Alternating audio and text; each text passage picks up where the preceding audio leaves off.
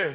Sports reports, no gimmicks, no clowns. 2-5, Mr. Logical, we run this town. Real talk only, no chaser, no doubt. From the east to the west, it's the order we shout. Mic check, lights flash, game time, stay ready. 2 vets in the zone, keep the pressure real heavy. Big hits, big plays, yeah, we breaking it down. Truth rings in your speakers, every word is the crown. From the north side hustle to that southern flame. Midwest grind, west coast of the game. Sports talk kings, yeah, we wear that crown. Turn it up, let them know it's about to go down.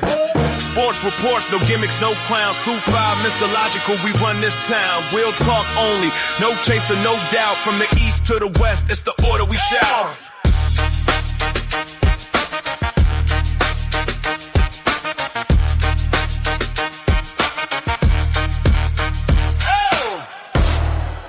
It's about to go down.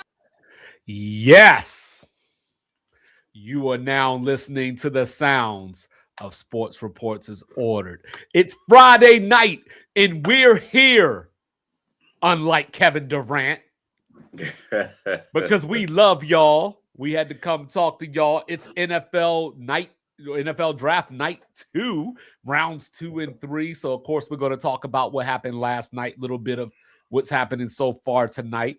The Celtics got a bar burner going on. We got some NBA playoffs to get to. But ladies and gentlemen, let me introduce to you the one and only world-renowned, world-famous, cool, calm, and collected. He goes by the name of Mr. Logical. And he wanted me to let y'all know. Absolutely. The L in Logical is the only L in his life. You know what I'm saying? Then, of course, over here in the Alamo, I'm your unorthodox statistician. I go by the name of 2-5. Let's get right to it. Like, review, subscribe, share, rate, do all the free things, do all the good things. Liquid Death in hand, Strawberry Terror, if you could get your hand on it. You know what I'm saying? We are everywhere you get your podcasts. Check out Say Less, Say More as well. So here we go, Mr. Logical. Draft night came last night. It was a lot going on, you know, and the best part about draft night is these guys in the media, you know, have sources. They talk to players, they talk to GMs and executives, and then we see the first round unfold the way that, you know, it did. So before I turn it on over to you, the only thing I'm going to say real quick is, you know, I'm shocked that Caleb Downs went as low as he did. And then, of course, you know, we talked about Ruben Bain possibly slipping, but I didn't think he would go that far down. So what were your takeaways from night one? I was not surprised with Bain or Caleb Downs because of the reports. I think the players that got picked ahead of them all kind of had an exceptional physical trait that a team, if you're drafting in the top 3, 5, 7, 9, some of those teams are consistently in that range. I think you go with the sure plug and play because this person meets all the physical requirements that we need, and there's no like exception. Ruben Bain's arms, I don't know how much that's really going to impact him at the NFL level, because if you look at the college level, he played at the highest level, national championship, ACC, top-tier competition, and he was dominant. But a 6'5" NFL offensive tackle, is their arm length really going to be that more sufficient, max with their whatever strength that they've accumulated while they've been in the NFL? Is that going to limit him? So it's like, if you have those questions, then you just say, you know what, I got to go with the other sure thing. But if you're a team like Tampa, you're like, you know what, I think we can make this work. Then you make it work. But there's other teams are just trying to build their roster the best way they can. I think they couldn't taking any shots. So, you know, I was looking at this, and first of all, you know, hats off to the Jets. You know, they get a lot of trash thrown their way, a lot of trash talk, a lot of doubt, a lot of, you know, that people make fun of them. And they went out here, and so far, I'm loving this draft. You know, one of the picks I'm a little not necessarily iffy on because it's still a great player, but the fit itself I question a little bit. But they went out and got Kenny Sadiq, you know, best tight end in the draft. and I was talking about him potentially being that. This is what y'all thought Kyle Pitts was supposed to turn into. You know what I mean? Then they went and got Omar Cooper, Mr. Toe Tap against Penn State. Big receiver who could do a lot of things. He can get you yards after the catch. He could go across the middle. He can go deep. He can make those acrobatic catches. David Bailey is the one where I was kind of like, well, they went out and got Tavondre Sweat this offseason.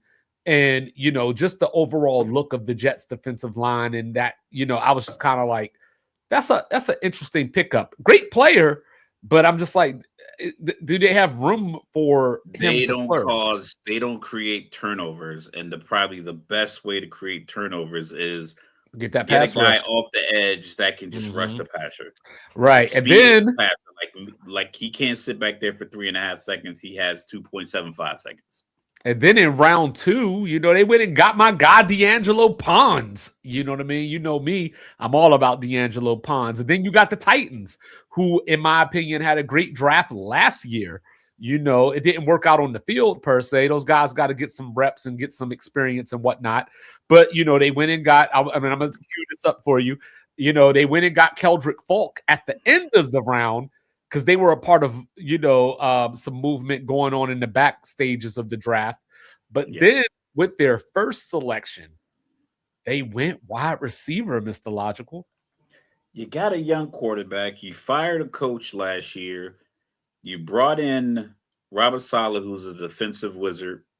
Brian Dable seemed to be the guy that got Josh Allen back on the right path. Did pretty well with Daniel Jones for a couple of years. And then I think the New York teams, we'll get into that when we talk about basketball. Sometimes it just doesn't work out. But you got to get them a weapon. Now, I don't know if anybody's calling the move up to 4, because a lot of the pundits, like the fans and us, people were sitting at home and on our sports groups, everyone's saying like, oh, you did all that to get a wide receiver too. Well, every wide receiver in the country will be wide receiver 2 at Ohio State. It's not one wide receiver in the country that could go to Ohio State and be like, yo, I'm wide receiver 1 now for the last 2 years.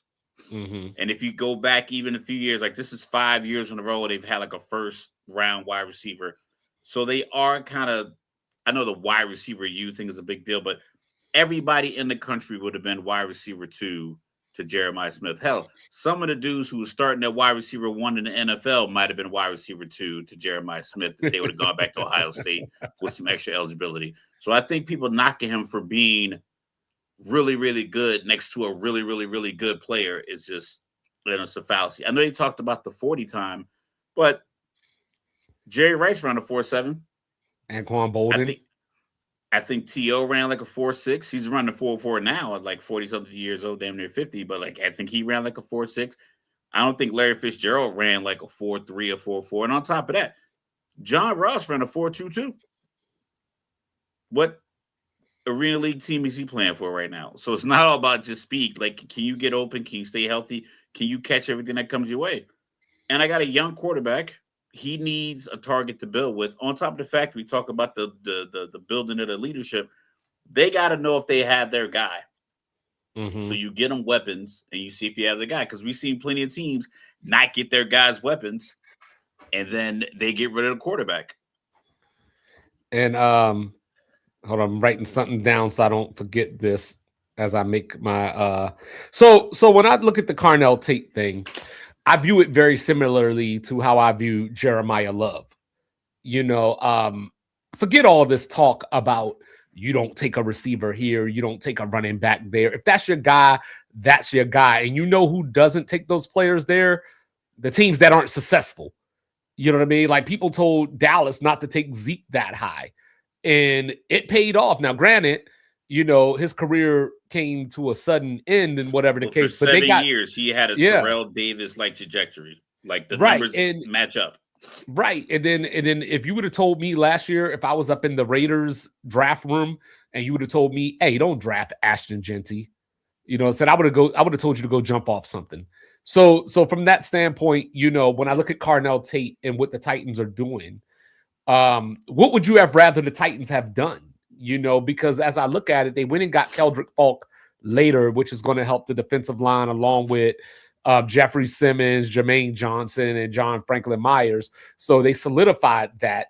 So were they supposed to go running back? No, because Jeremiah Love went the pick before them. They got a quarterback already. Maybe you could argue take an offensive line to help out that young quarterback, but then you get into that Joe Burrow conversation, right? Because it was, hey, take this offensive lineman, but Jamar Chase. Right, but Jamar Chase is here. So, and we see how that worked out. So I think sometimes you just have to go get what you need. And for the people out there saying, hey, the Titans should have traded down, here's a secret. You need a team to agree with you. Yeah. And then you're not going to, and if you think about like all the teams that were after them, because it's like, oh, don't take that guy. The conversation for Detroit was like, don't take Calvin Johnson because you guys taking wide receivers and it hasn't worked out. That was a real conversation leading up all the way up until the pick was made. I remember Mel Kiper Jr. I don't know if he agreed or disagreed, but I remember like distinctly they were having conversations in the booth before the pick was in, saying because they drafted, was it Carlos Rogers or something like that out of Michigan State. Like, can't do it again. And I think Mel Kiper was like, this guy's 6'5", 235 pounds. He ran a 4.35 40. You take him. Like, I don't care what you did with the other guys. You take him. I think maybe the Titans could have done something to where it's like, you know what? Let's go crazy athletic on defense and let Rob Sala's defensive mind put Sonny Styles in that defense. Maybe Arvell Reese, like maybe we just overwhelm you basically like the 2007 New York Giants when they were rotating like 6 or 7 guys in defensive line and just creating opportunities for the offense. And then you go get your wide receiver in the second round that can help. You could have done that, but that's still a toss-up. You take but see, it depends on who you talk to, right? Yeah, it depends on who you talk to, because depending on who you talk to, for wide receiver 1 in this draft, it was probably between Carnell Tate and Mekhi Lemon. So, you know what I mean? Like Mekhi Lemon went Tyson, number 20. And Tyson and I'll get to him in a second. But it's just one of those things where the people that are successful, they take risk and chances and they follow their beliefs. So like, even if you look at the NBA, right? There was a time where you would have told somebody, who's this Klay Thompson dude? But the Warriors saw something that obviously a lot of teams didn't see. So sometimes you just got to trust your gut, your eye, and die on your sword, live or die with it. And I think that's what the Titans did here. You know what I'm saying? I think they got a good combination. Alamayor, came in last year. He came on late. But if they wouldn't have drafted somebody like a Carnell Tate, you know what people would be saying? They got this young quarterback and they ain't doing nothing to help him. Yeah, like exactly. So like back to Jeremiah Love for a second. So I thought that the Cardinals, and I don't know if they did or didn't, but they should have tried to trade that pick because I think they could have got him a few picks down and still got some more picks. But it goes back to what I was just saying. This is your guy if this is what you believe, because the problem with the Cardinals is they went out and got Tyler Algier, in the offseason. They signed James Conner, re-signed him. You got Trey Benson still on the roster, but he's coming off the ACL. So maybe you release him as we get closer to training camp or after preseason or something along those lines. But if you're the Cardinals, there's 2 ways to skin a cat. Now, some people would say, yo, go get you a quarterback and then fill in everything else. 2-5 says, well, if you can't get the quarterback, then you got to have some kind of offense. Go get the running game. And you got these quarterbacks in the draft next year if you can't get somebody this year, because the Rams ended up with Ty Simpson, who I thought the Cardinals could have got later, especially if they would have traded the pick away. But that was the surprise of the night. Yeah. I like the Jeremiah Love pick, and the same reason that I know we have footage from 3 years ago and my reaction to the Bijan Robinson pick. It wasn't because I didn't think he was a good player. I just know from being a Falcons fan and watching the games and watching how many teams convert 3rd and 8, 3rd and 7, 3rd and 11 late in the game through the pass game. I just see it. I saw it I saw it for years, like just multiple years. And I was like, you need to solidify a pass rush because every year Atlanta was like 28 to 32nd in total sacks, pass rush, all these other things that you need.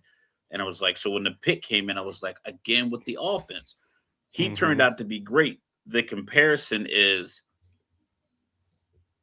Jeremiah Love is that kind of a player. Get him in space. One of the pundits said if he wore 84, he would have been a top wide receiver pick. Like he's that good of a player that you can't pass up on him, especially when you need everything. Like I don't think Arizona can go wrong with any pick because I think they gotta fill so many holes anyway. So having that opportunity, getting a star player, once again, played at a high level, Heisman finalist, and dynamic in space. NFL game is all about getting your dynamic players in space. So why pass up on a guy you can get in space?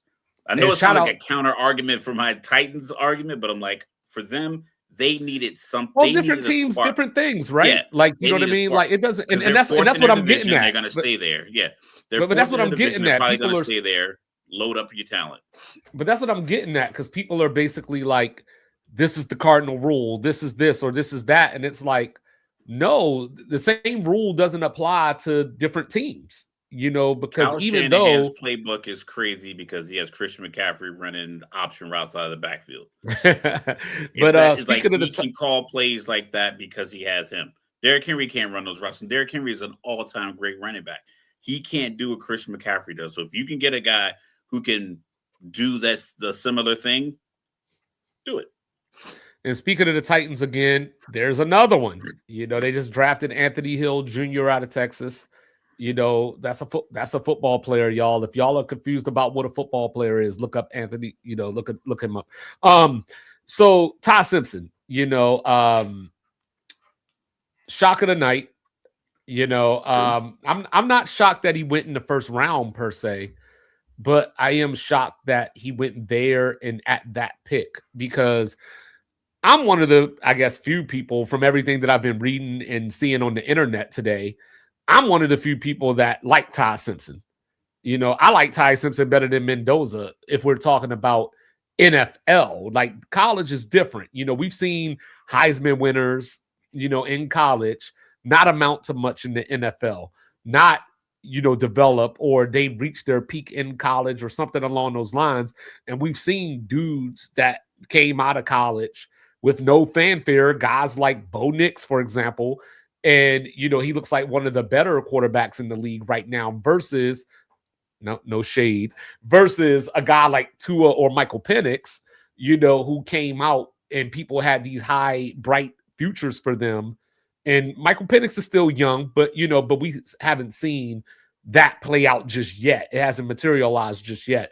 So you're talking about Ty Simpson here, who's going to sit behind Matt Stafford of all people, you know what I mean, with Sean McVay of all people, a guy that finished the year with 28 touchdowns and 5 interceptions. Now, granted, the end of the year didn't end as well as the early part of the year went. He was a one-year starter, so the first thing that came to my mind initially was Mark Sanchez.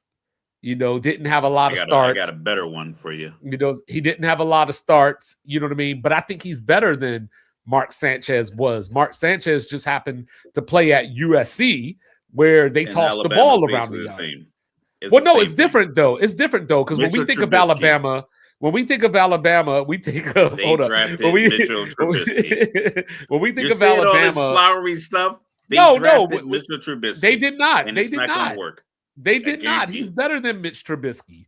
You know what I'm saying? I think it's the same predicament. Like Ty Simpson is the kind of dude that, you know, to use your words, you know, he has that moxie. Like he is a young quarterback. And with that comes a need to develop. So no, I don't think Ty Simpson can step on the field today and do what Matt Stafford does or get the Rams to the playoffs or anything along those lines.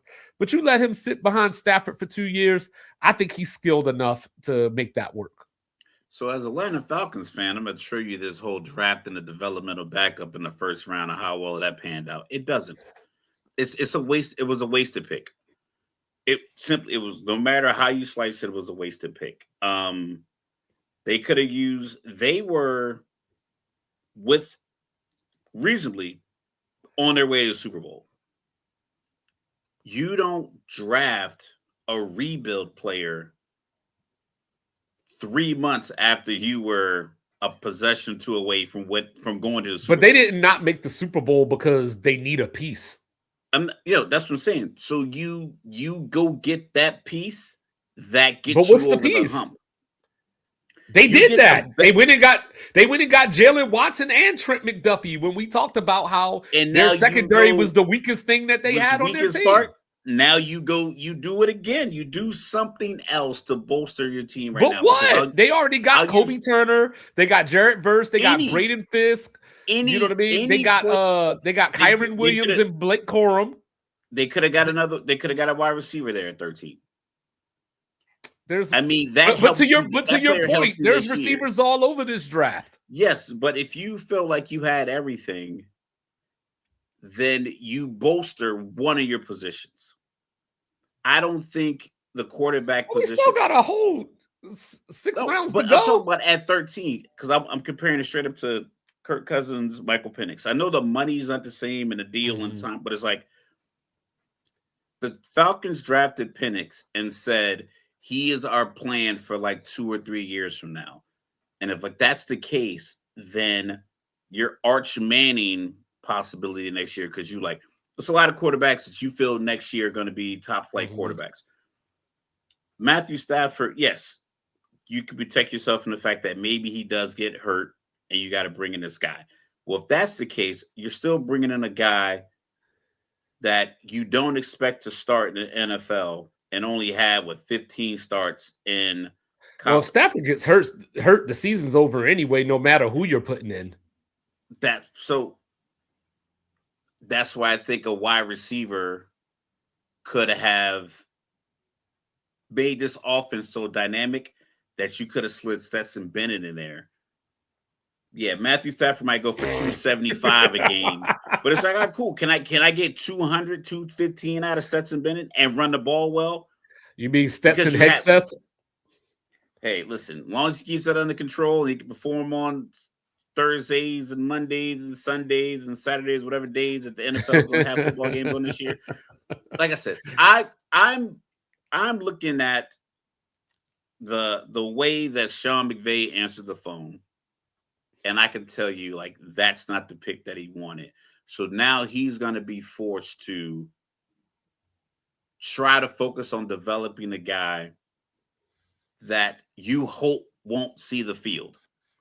See what I mean? Like, that was the same conundrum that Atlanta had. It's like you drafted a guy that definitively can help you. It's not like he can come in like if you got the guy from Arkansas, you want him to be a quarterback, but you draft him as a wide receiver or whatever. And it's like, well, you want to be quarterback, but you're like, you know what? I think he can run some routes. Maybe you could put in a package for him. Maybe something ridiculous like that. But it's like your expectation is that this guy holds a clipboard for 20 weeks while you go back to while you try to make a run at the Super Bowl.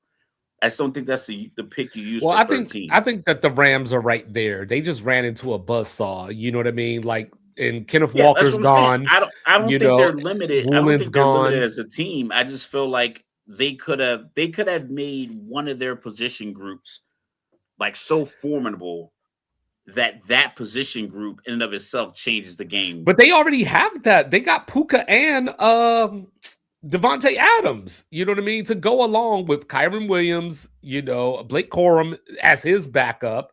You know what I mean? Like the Rams are loaded, like regardless, right? If I'm making a seafood gumbo and I got crab legs and I already got shrimp at home, and I get to the grocery store and I'm getting all the other ingredients for the gumbo, and I see, they got lobster on sale. I'm like, I'm gonna get some more celery because I think that'll tie the meal together. Like, I'm gonna go get this lobster. Yeah, I got crab legs and shrimp at home, but I think this lobster could take it over the top. I think getting another weapon in that spot could have taken over the top. Like, think about this. The tight end went the one for the Jets. When did he go? 16. Imagine they added that threat into that offense. Even if it doesn't really pan out, I think his availability and what he could do with his ability benefits you more than Ty Simpson, because I still think you could probably get a guy like Ty Simpson, if not in this draft, free agent. I guess Stetson Bennett plays. That's what Sergeant McVay said. He was like, he'll be competing with Stetson. So you drafted a guy at 13 overall who might end up being QB3. I don't know. That's just my, he'll you know, be my two, personal opinion. but another team, you know, that is pretty downtrodden, that has had a great draft so far, the Cleveland Browns. You know, they went out and got a playmaker in KC Concepcion after they traded in the first round. You know, him and Mike Evans are the only Texas A&M receivers to ever get drafted in the first round. Round 2, they follow it up with Denzel Boston, my guy from Washington. And Mr. Logical, did you see who Cleveland just picked about 3-4 picks ago? They went and got my guy. Game on. They went and got my guy, Emmanuel McNeil Warren. You know, that sleeper safety from Toledo. So like, to your point, the Browns are doing that thing where they're like, we can address offense and defense. And now, guess what, Jerry Jeudy? You on the clock. So, you know, so whoever's going to start in Cleveland this year is going to have some toys to play with. But I'm still trying to figure out, what are they going to do there? Are they, I mean, can you, like, I get Shador is just a second-year guy. And Watson's coming off of a couple of, I think, Achilles tear, then he got re-injured it. I saw a couple of videos of him at, you know, the little training camp, little mini camp, and it looks like he's moving well. But it's like, do you put this young quarterback again under the microscope behind another starter, so the fans every single week are clamoring for Shador to start, and you're answering the same questions week after week after week? Because Deshaun wasn't really tearing it up in like his time in Cleveland. So I mean, I just feel like, I think if they could release him, they would. You know, I think that would be the move if they could. But you know, all that money, you know, the dead money. Arizona call? You know, I mean, I don't know. It depends on, because I mean, right now we still only have these quarterbacks that have been taken in the draft. You know, Simpson and Mendoza.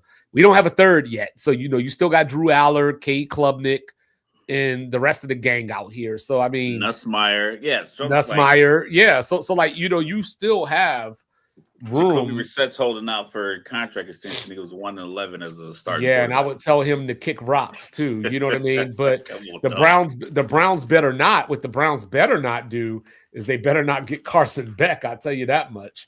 But you know, you still got Cole Payton. We talked about him, the guy from North Dakota State. You got Sawyer Robertson from Baylor. You still got Diego Pavia from USC. Luke Altmaier from Illinois. Miller Moss is out there, even though that's probably not necessarily a guy you want to go with. It's a lot of undrafted quarterbacks. Yeah, you know what I'm saying? There's quarterbacks out here that you can grab and play, you know, bring them to camp or whatever the case may be. But the Miami Dolphins, you know, they went out and got my guy Chris Johnson, you know, in the first round. They needed a corner. They were the team in the league that had the worst defense passer rating wise last season. They went and got Jacob Rodriguez in the second round. Yes, worse than the Jets. Jacob Rodriguez, you know, Mr. Everything, Mr. Versatility in the second round. So I'm liking what they're doing so far, at least from a need standpoint. Seattle, they went and got Jadarian Price. First time 2 running backs from the same school went in the first round, you know, and I talked about him the other day. Playmaker, the punt or the kickoff return against USC. They needed to replace Kenneth Walker. So, and they got him the very last pick of the first round. Seattle fans posted, said, we went and got this bum. And it was a picture of Jadarian like standing like this. Yeah. And his arms were about this big. And I'm like, how were you looking at that picture and thinking this guy's a bum? Right. Like he's built like a defensive lineman. I like him. That's what you need. You need a guy that can run through arm tackles. So I had an old saying, Mr. Logical. Now I have to update. You ready for this? Let's hear it. Nobody trades first round picks like the Buffalo Bills. They made 3 trades last night in the first round. 3 trades to include one with New England. You know, I'm not giving shit to New England. Yeah, man. They traded with Houston. Then they traded with New England. And then they AFC traded competition. And then they traded to help. That's how Tennessee got Keldrick Falk, was the third trade that Buffalo made that traded out of the first round. Like, what's up with Buffalo with these first round picks? Because, we were talking about y'all the reason that Kansas City got Mahomes. Y'all the reason that Kansas City got Worthy. You know what I mean? And now, like, you just helped 3 teams out last night. Now, granted, they netted 2 picks off of it, so I guess I can't knock it depending on what they do with the picks. But Seattle's on the clock right now, Super Bowl champions. They have the least amount of picks of any team in the draft. So, we're going to see how efficient they can be. Kansas City traded up from 9 to 6 to get Mansour Delane, and to my surprise, I thought they were going to get Caleb Downs there. I did too. But a lot of these corners haven't been being taken either, so that was my other shock, because corner was such a deep position for me in this draft, and maybe that's why they didn't go so early, because there's enough of them that you'll be there later. Well, I mean, if you look at Seattle had these corners that were like 6'3", 6'4", that can move. Philly's done a great job drafting corners. I think these teams are really looking at building from the inside out. I think most teams right now probably have their quarterback, or they're in such a position contractually that their quarterback is locked in. Like, either they're paying a guy to go to another team, like with Miami, and they brought in Malik Willis, or you look at Atlanta with their quarterback that they drafted is injured, releasing Kirk Cousins. So I think every team kind of has like their quarterback, and they're like, you know what? If we can keep this guy upright, the playmaker and the skill position depth, we can kind of get anybody. Because like I said, the game is in space. So if I can get a guy that can get open in space after I create the time for my quarterback, a lot of undersized quarterbacks are getting shots now. I think Malik Willis is small. Obviously, Kyler Murray's still getting a shot. Tua's probably going to start in Atlanta. I don't know what Michael Penix's health situation is. There's a lot of guys like fringe starters. We have a lot of rookies that have been drafted in the last couple of years. People trying to figure those guys out. There's a few old guys that are still lingering around. So I think so many teams have painted themselves into this quarterback corner problem to where they can't like paint themselves to the actual physical corner, that they're like, I don't know if we can risk just going out and get a cornerback. I think we have to get this lineman. We have to get this D lineman. We have to get this offensive lineman to kind of solidify our front.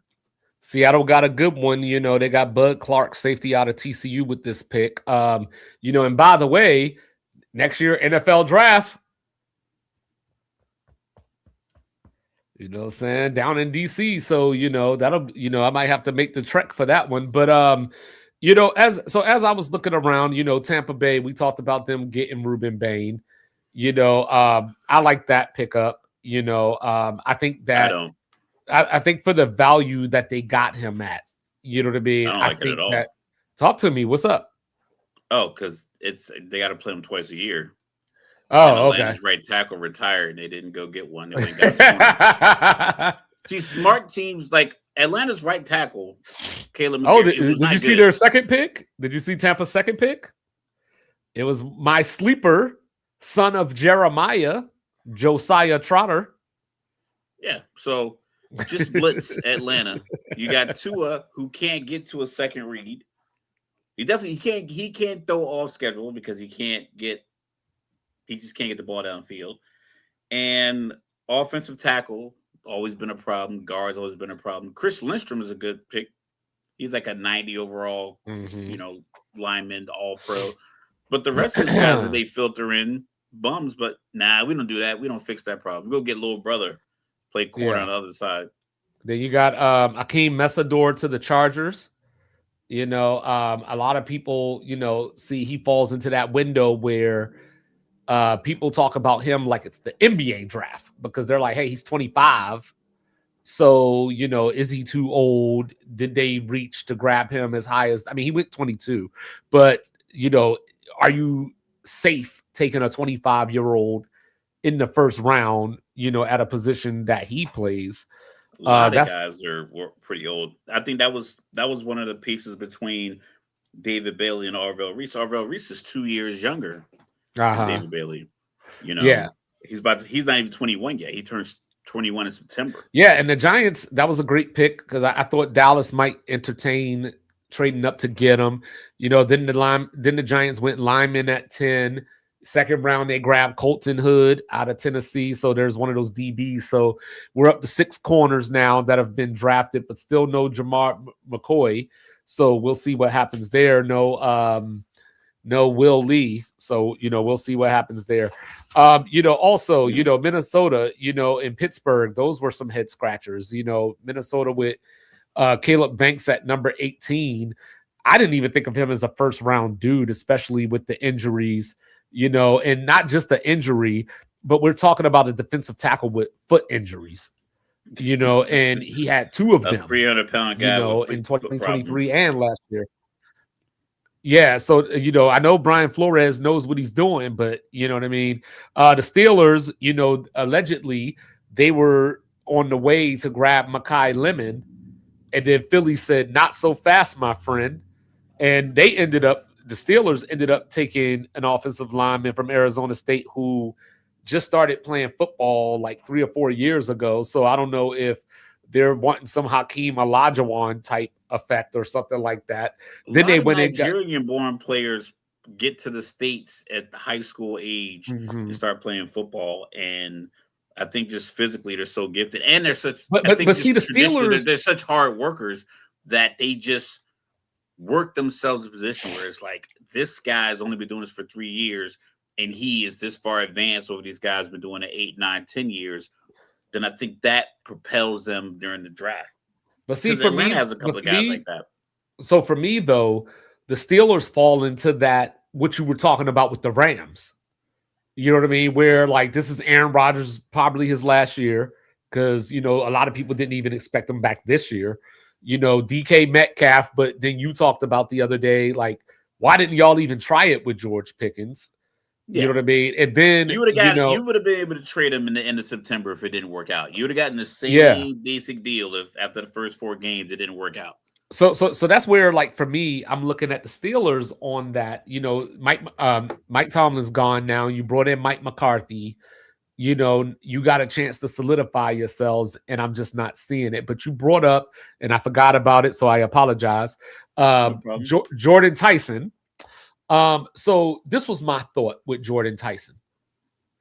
The Saints are just trying to build a bunch of Anthony Davises on their team. Because Tyler Shuck. The thing that sucks, I thought the same. I thought when they got this guy and they talked about his injury problems, I was like, you already have Chris Olave. Yes, that was my first thought. And it's like, what's his name? Tyler Shuck, up until his last year when he was at Louisville, he had missed more games than he played in college. So it's like, what are y'all doing? And then, Kamara was hurt, this year. So it's just kind of like, y'all are just banged up all over the place. And when Jordan Tyson is there, he's there. But, but he's also the kind of guy that, like, it makes me wonder, did you make Sam Levitt or did Sam Levitt make you? You know what I mean? And I think that Jordan Tyson is the better of the two. I do think he is the better of the two, but he's one of those guys that I felt like he was such a focal point of their offense in college. Whereas, like, he was the only option that they had a lot of times. So now that you're coming to the NFL, like, what's that adjustment going to be like now that you got to share a little bit? Well, you got to share, but he's in the reverse Cardell Tate scenario where you can slide in as wide receiver 2 and comfortably make wide receiver 2 level plays as a rookie as you're learning. Maybe they slide coverage his way and they go the Bill Belichick way when they, you put the best corner on the second guy, especially if your second guy's a rookie and then you double the other guy. Maybe that's a strategy that people employ when they play the Saints. But I mean, you got to get these players. You got to make it happen. I just think that. Well, we got a funny move. Yeah. So a few minutes ago, I said you said they better not take him, and Arizona was like, "Hold my beer." Yo, crazy thing is, so like as we were talking about quarterbacks, and I was thinking to myself, like, you could get a quarterback from another team. I was gonna say Arizona could probably call Houston for Davis Mills. So then they draft Carson Beck, Matt Miller's pro comp, Davis Mills. And they're probably close to the same age. You know what I mean? But yeah, that was so hilarious because I literally just said, like, don't draft Carson. It makes more sense for them. New coach, new GM, you're starting over. Let me put the best available players in the spot where I'm drafting them, because I don't think there's a lot of moves they can make. Because some teams are like the Rams, for instance, we use them.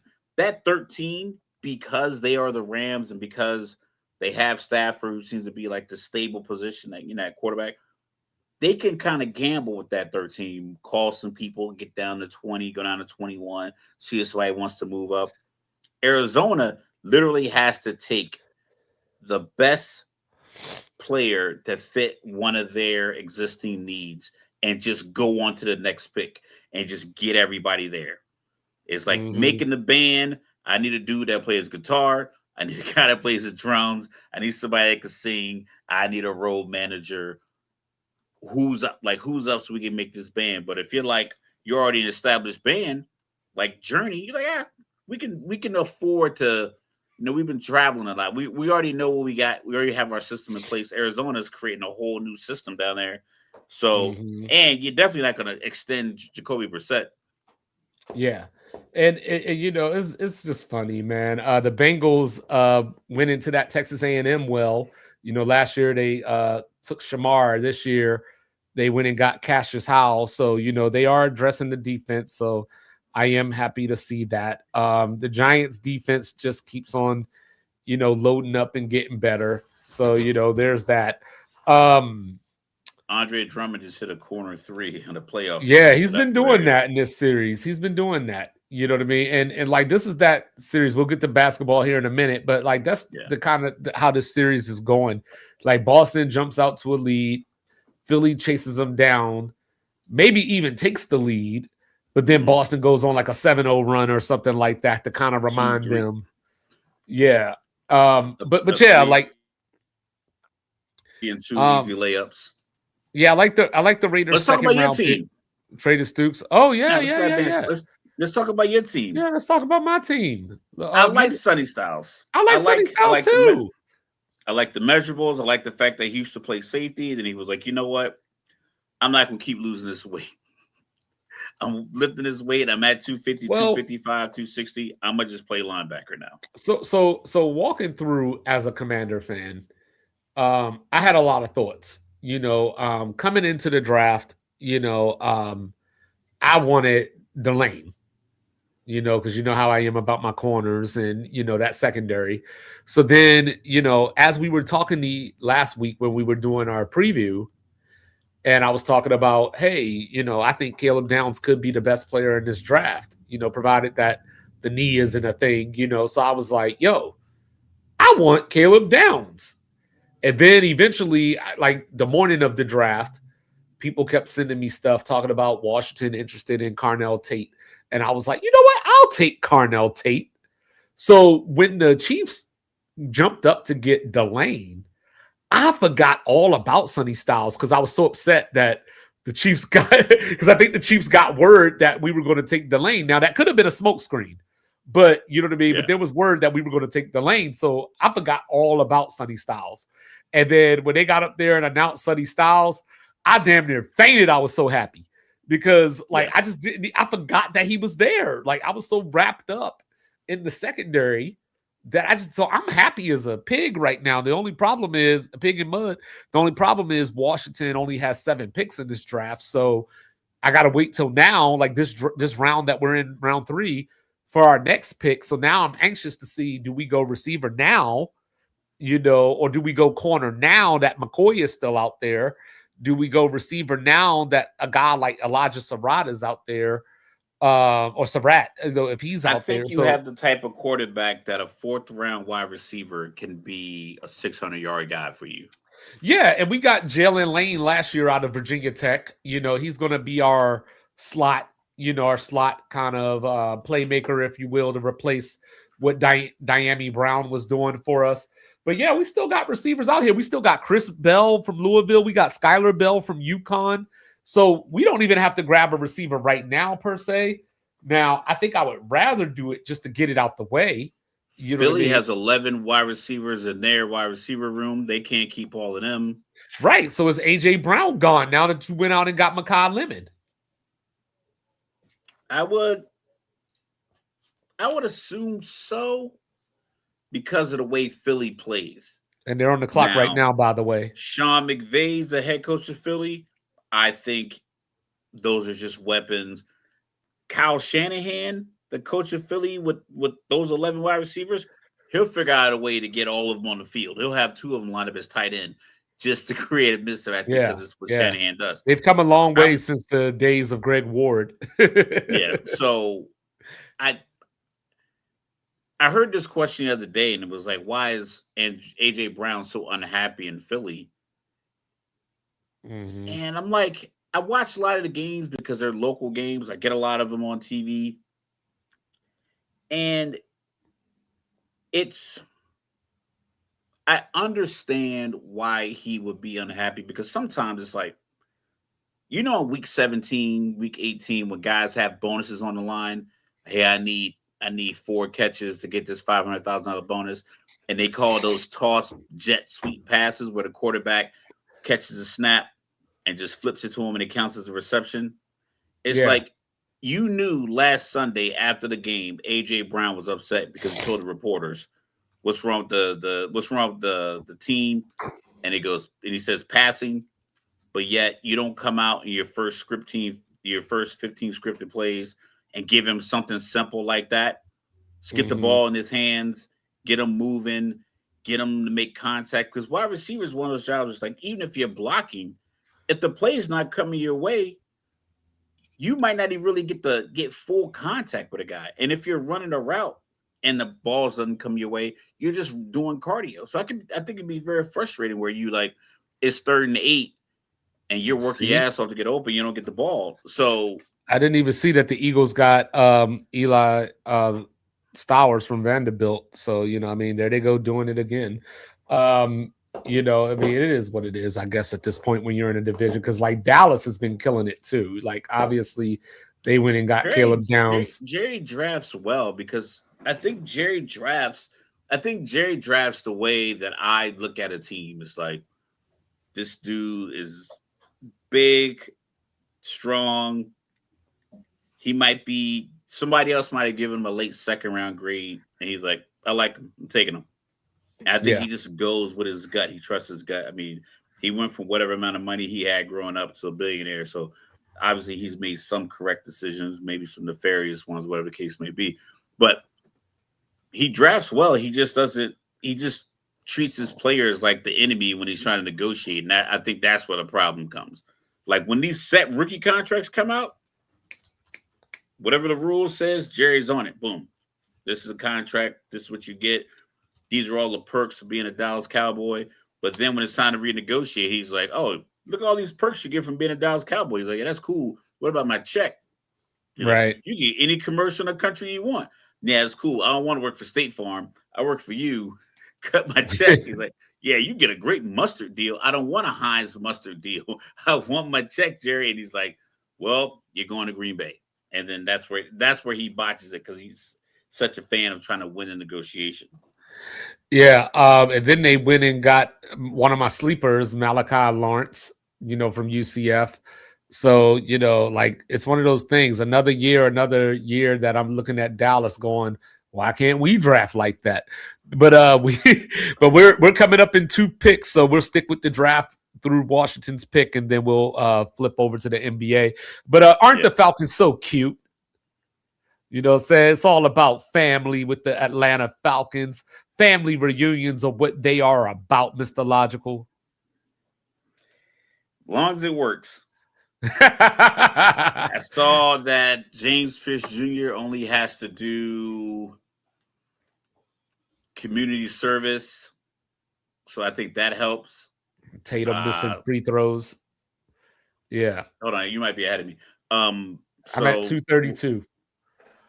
Oh no, I'm ahead of you then. Okay. But go ahead. Yeah, so you have James Pierce Jr. coming back. Presumably, all the charges seem to have been kind of worked out.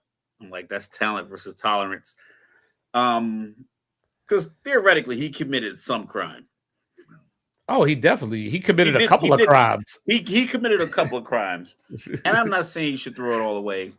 I think the NBA, or excuse me, NFL is probably going to look into it a little bit more, but presumably he should be there for 13 of the 17 games, barring like the NFL doesn't really get involved, at least, or get too deep into it. The defense had a lot of turnovers last year. The offense has a lot of promise. The problem is a lot of people are going to be due money at the end of the 2026-2027 season.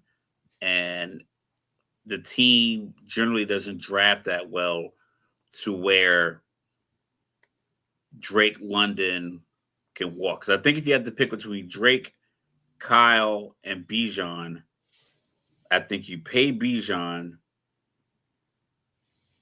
I'm not sure if Kyle's on the franchise tag this year. I could be wrong. But I think you franchise him, or you franchise Drake and you let Kyle walk. Because I don't think you can pay all of them and then try to go extend Michael Penix because he's going to be due. So they're just in a bad spot. So bolster the defense as much as you can to where any offense you put out there gets an opportunity to create 21 to 24 points just off of turnovers, and just the defense just getting you the ball back, a lot like the Joe Flacco Ravens. Granted, they're never going to be the Ravens because they don't have that kind of philosophy, but something to where you're in games. You're not in games like the who gave up a lot of points last year. We were talking about like defenses, like the Jets the Jets defense would be in games and the offense couldn't do anything. And just wear them out. It just wears them out. Like I remember the Dallas game. Dallas got like a cheap big play at the end of the first half that put them up like 2 or 3 possessions, like maybe like 17 points, something. And the Jets defense have been playing great. It's just that you can only hold it for so long. Yeah. Only so long. And then after that, you get, the defense just gets tired of like, listen, I'm out here busting my ass off. And I look up at the score, it's 27-3. So I think Atlanta needs to get the defense to where they can keep the offense in game. Yeah, so we got about 30 seconds until Washington's pick. I don't know, man. Like, this draft has been very interesting. Looking at it, I think it's a lot deeper than it got credit for, but I think that people grade drafts based off of the quarterbacks.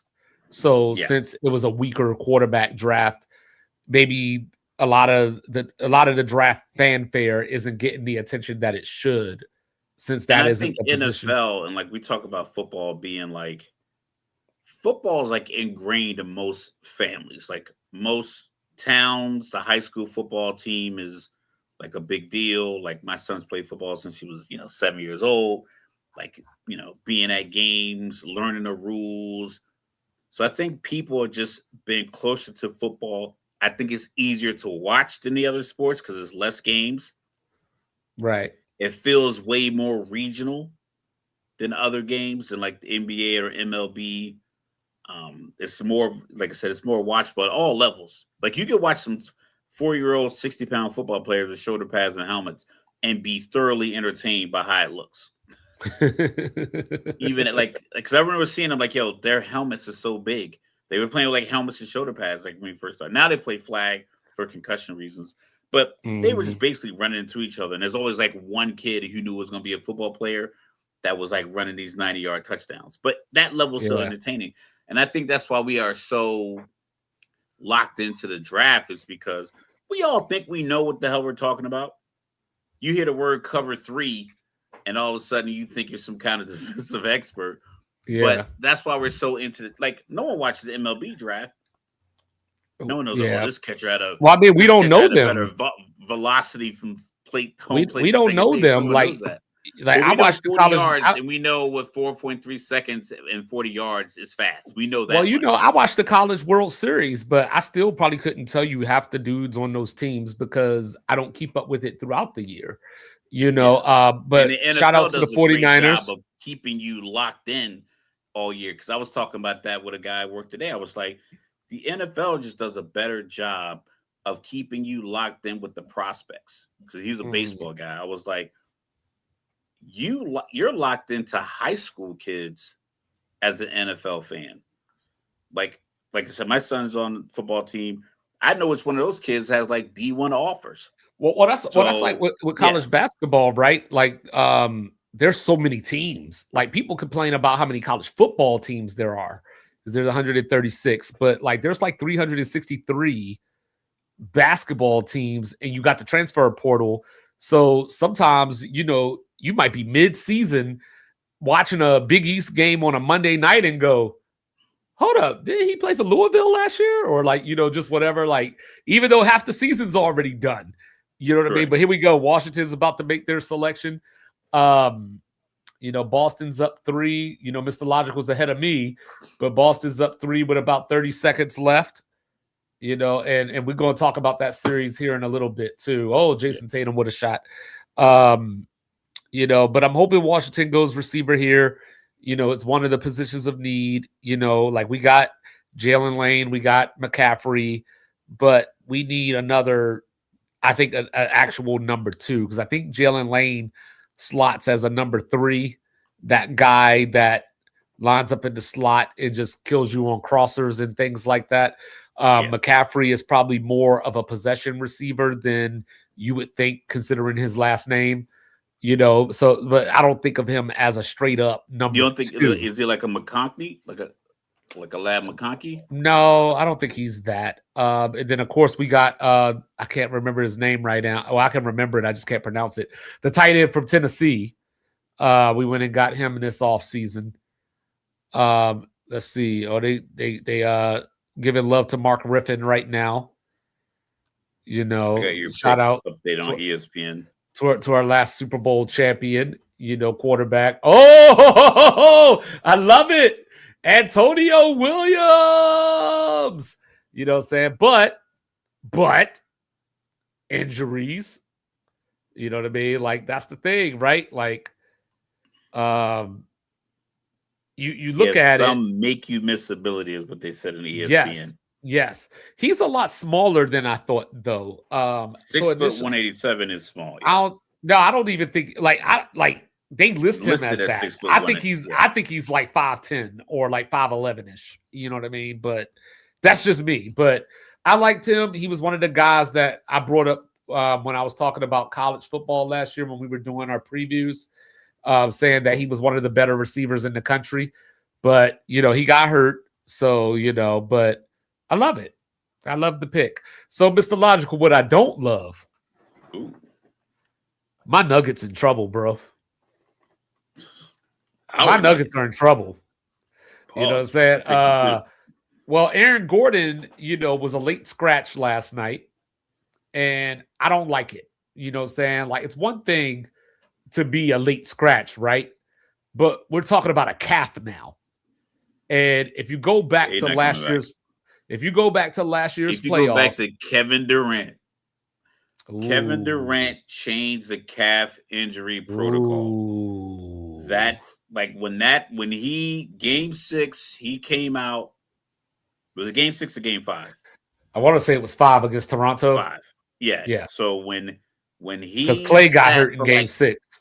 yeah, so when he sat for all those weeks and then came back, said he was ready to go, and he tore his Achilles, I think every single professional organization from then on out has treated calf injuries way differently. The NFL's treated them differently. The NBA's definitely treated differently.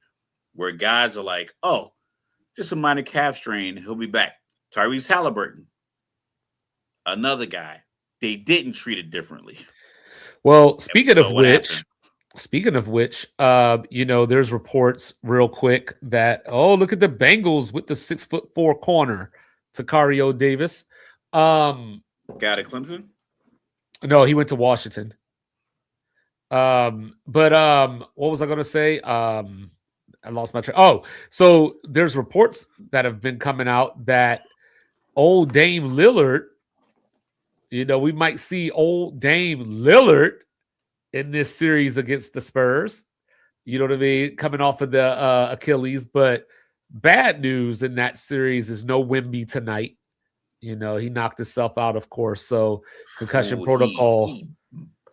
The floor beat the shit out of him in that play. Yeah, you saw that shit. Like he put his arms like he was about to take a nap too.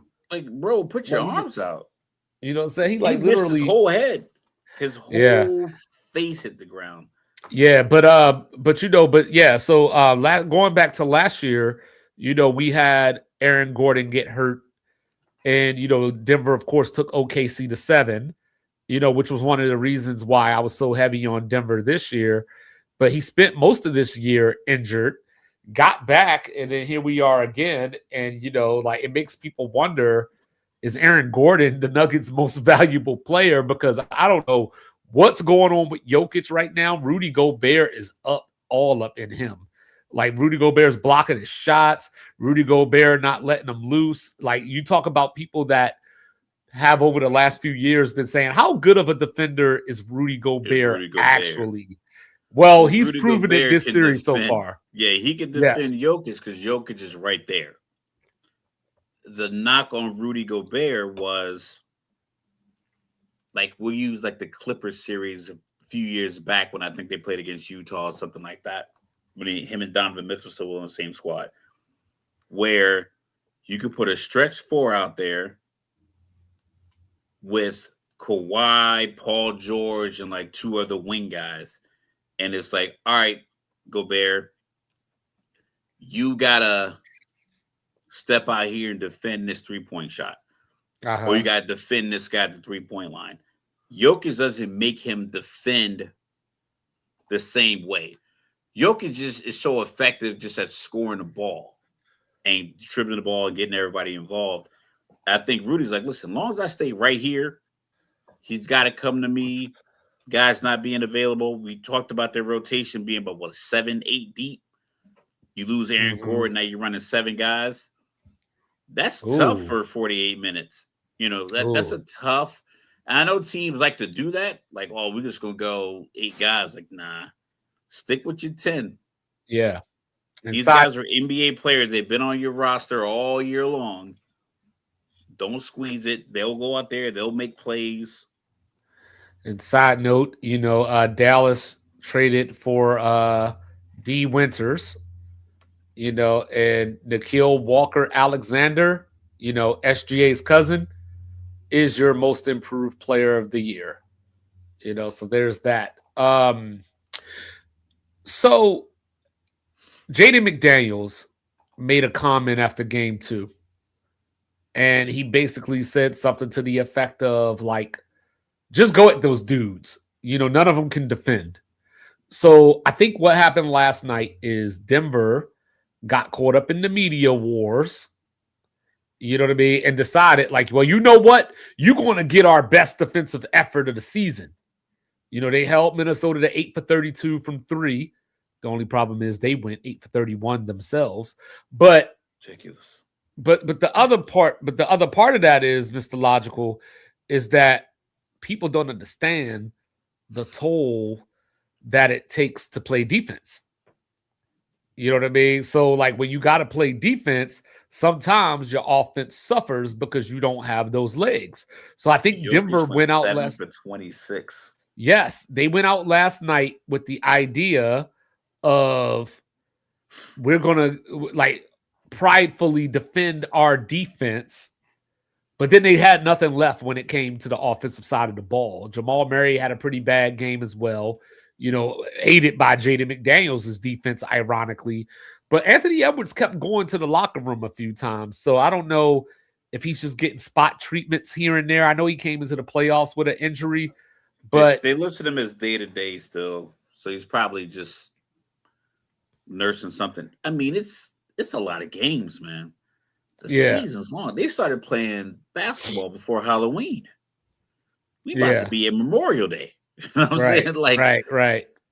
That's a whole academic school year.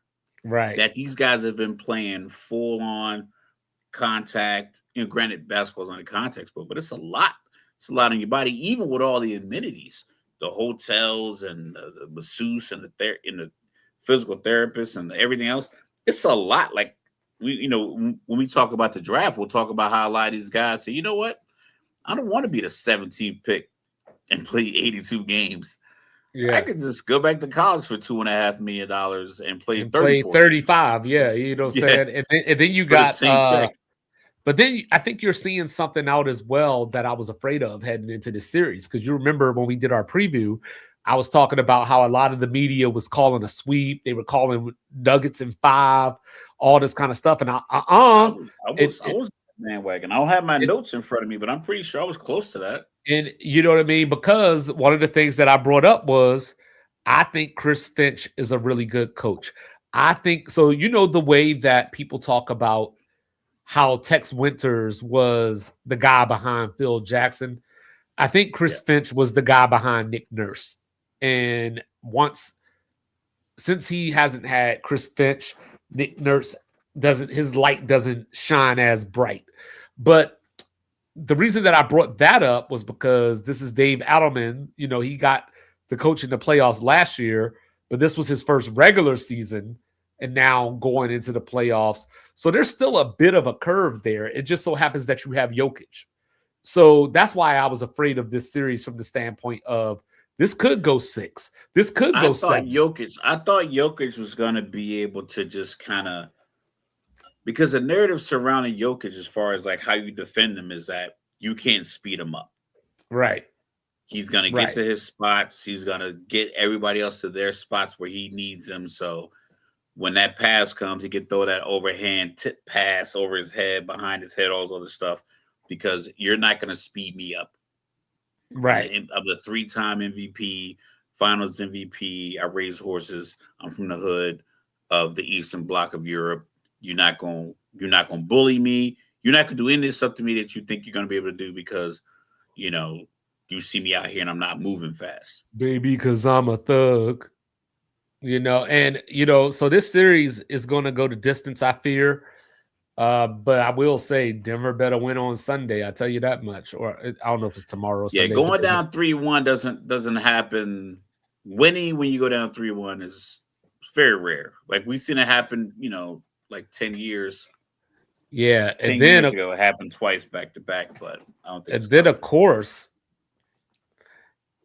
you say. Name association. I'm sitting on the psychiatrist couch. You say CJ McCollum. I say in the nick of time. So the Hawks, right? So like, look, actually, let me start with the Knicks. I'm sorry, Atlanta. I know that y'all are up 2-1, but I'm going to start with the loser here. So this is the thing, Mr. Logical. You got to get your big man involved early. And when Towns is a big man. And when we were looking at this series, one of the things that we talked about was the significant size advantage that the Knicks have over the Hawks. And what I've been seeing happen is Cat gets rolling in the second quarter.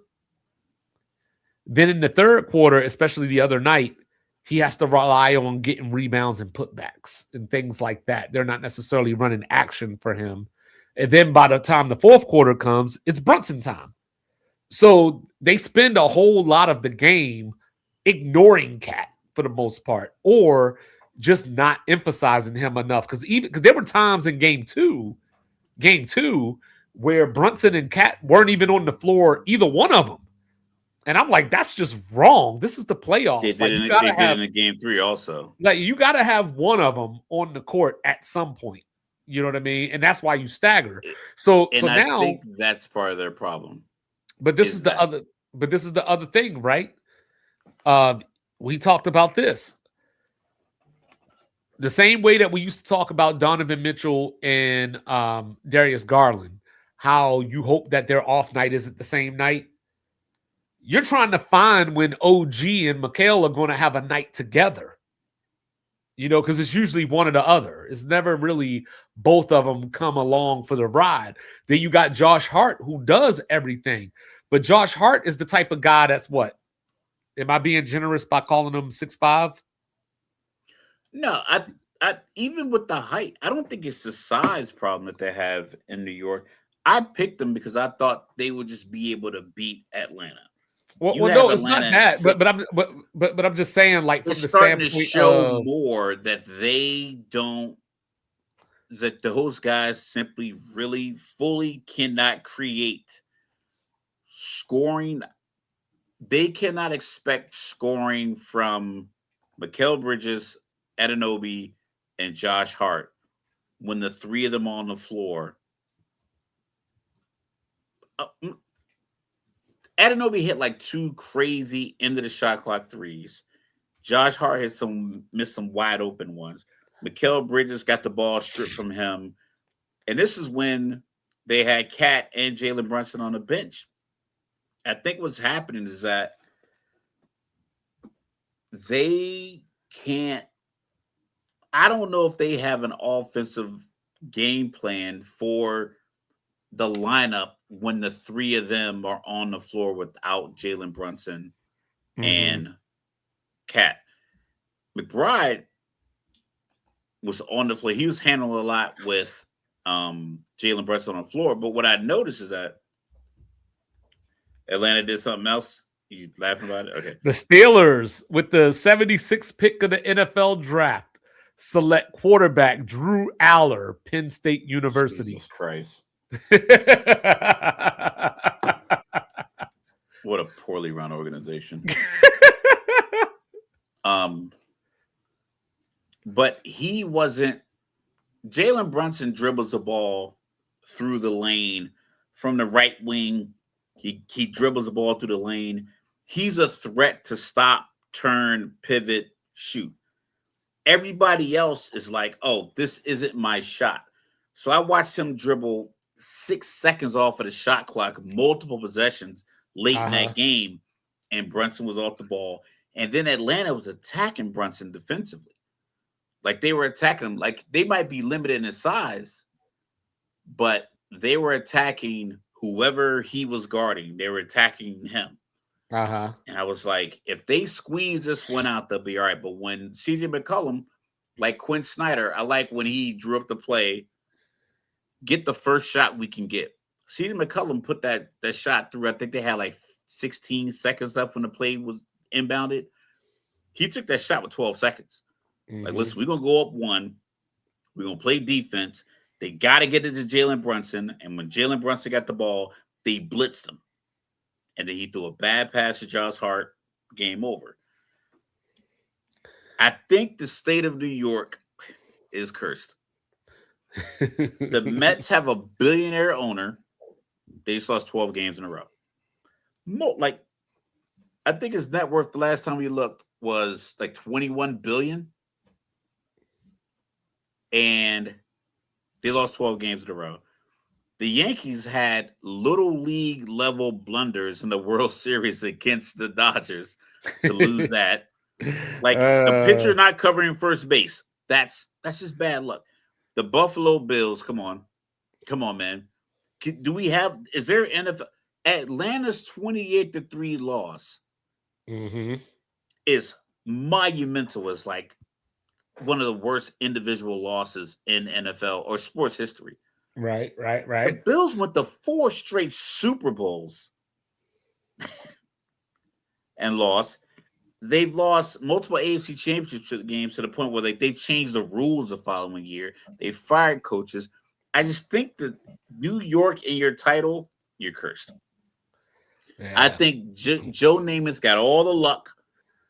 He took like 80% of the luck with that guarantee against the Colts back in '66, and everything else has been drained out.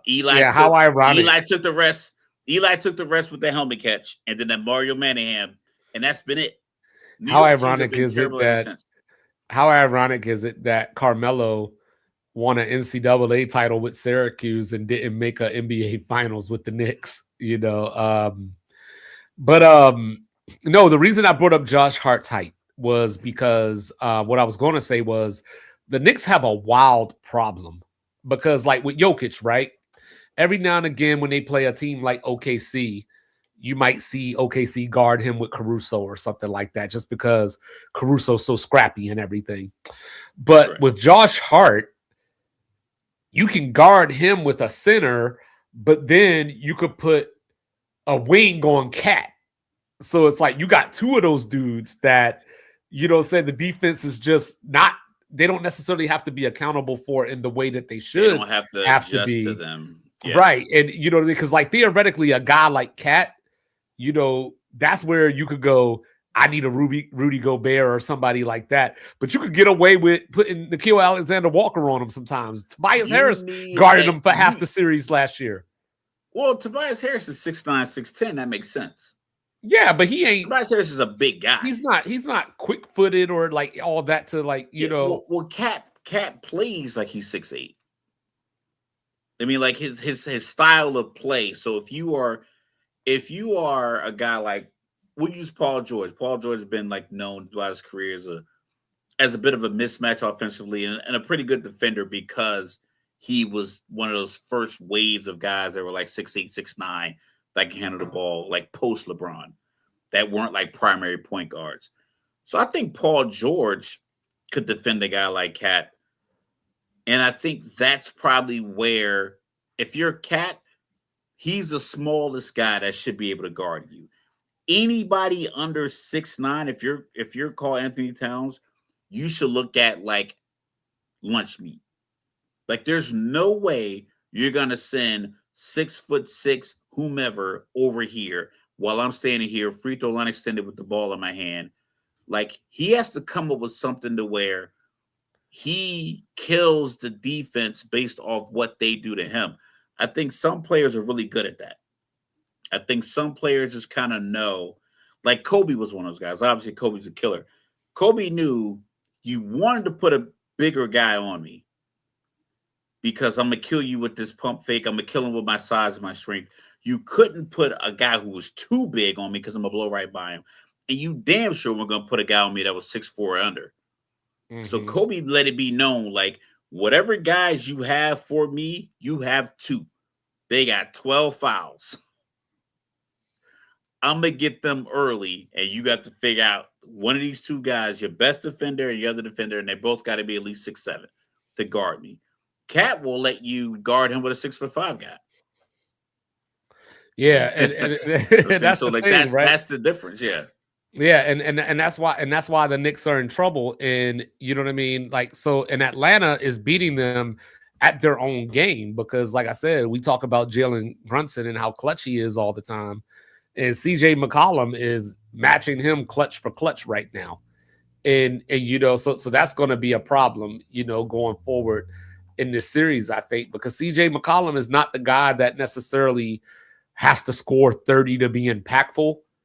But he can just hit the shots that are necessary, CJ McCollum and then knows his spots.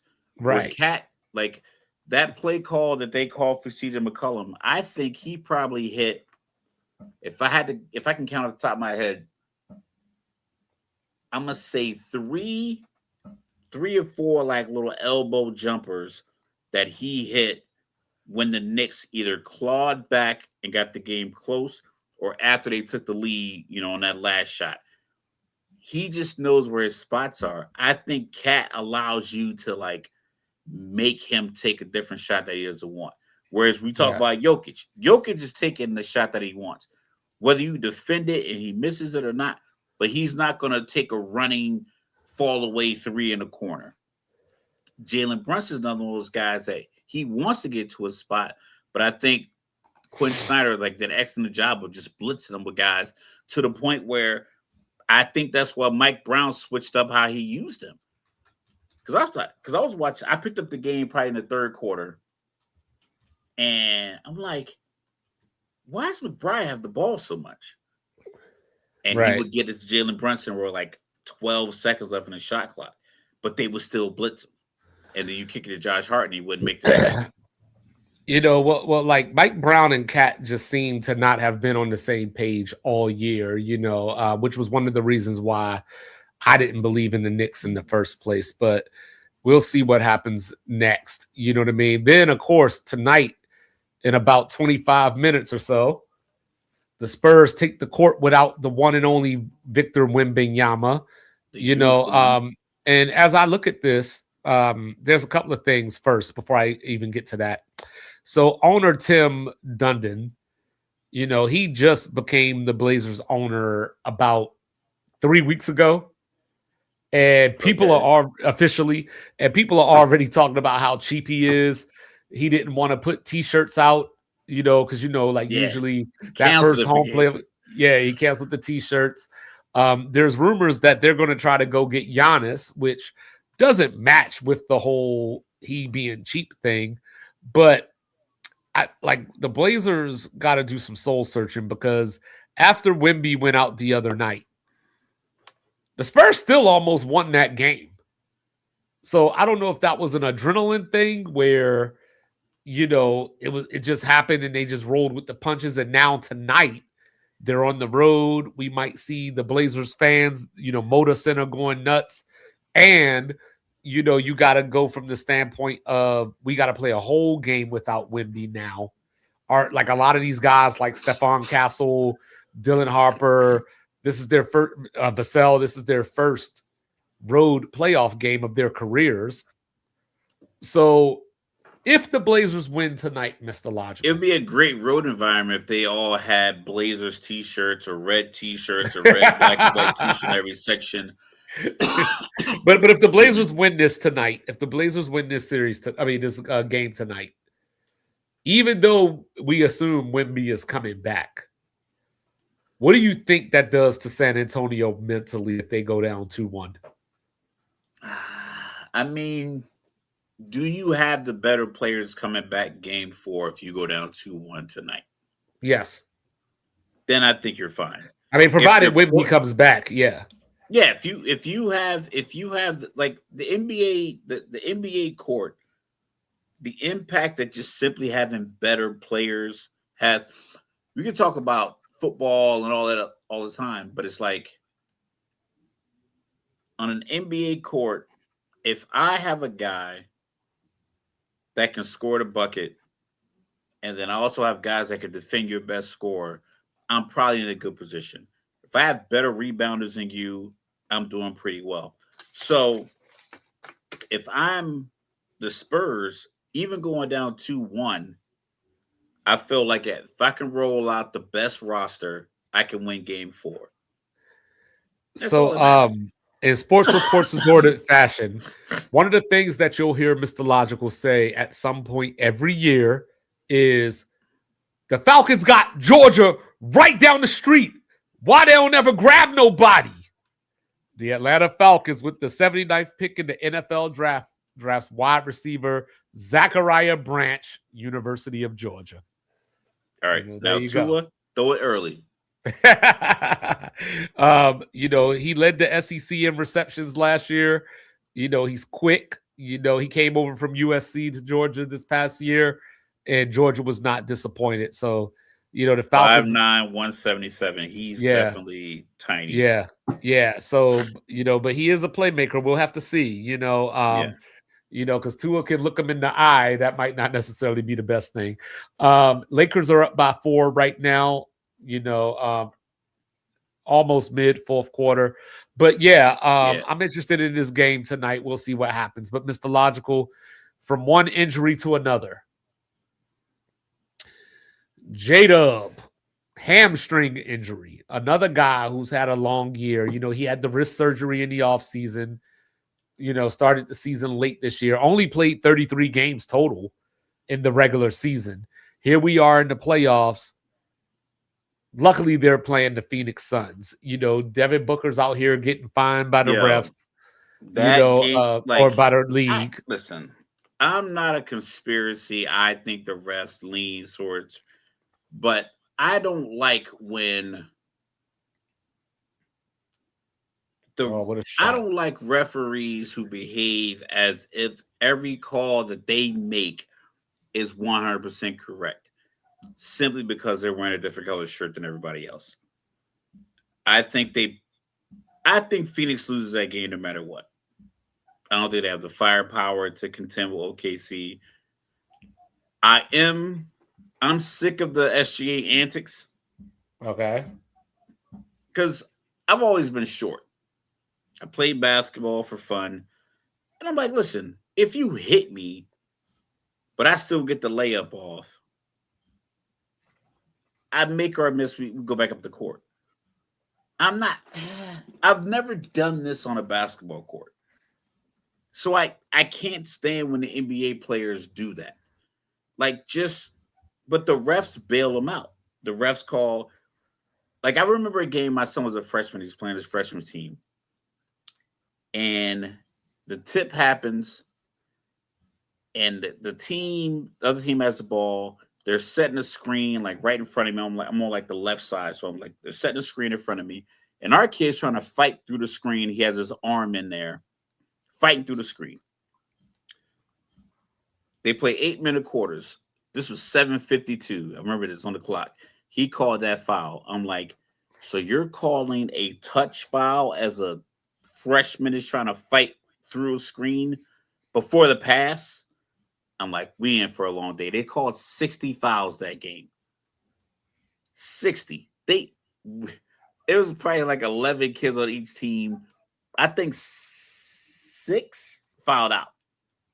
4 for their team, 2 for ours, and every guy on the floor had at least 4 fouls, and they get 5 fouls. It's get out of the way, ref.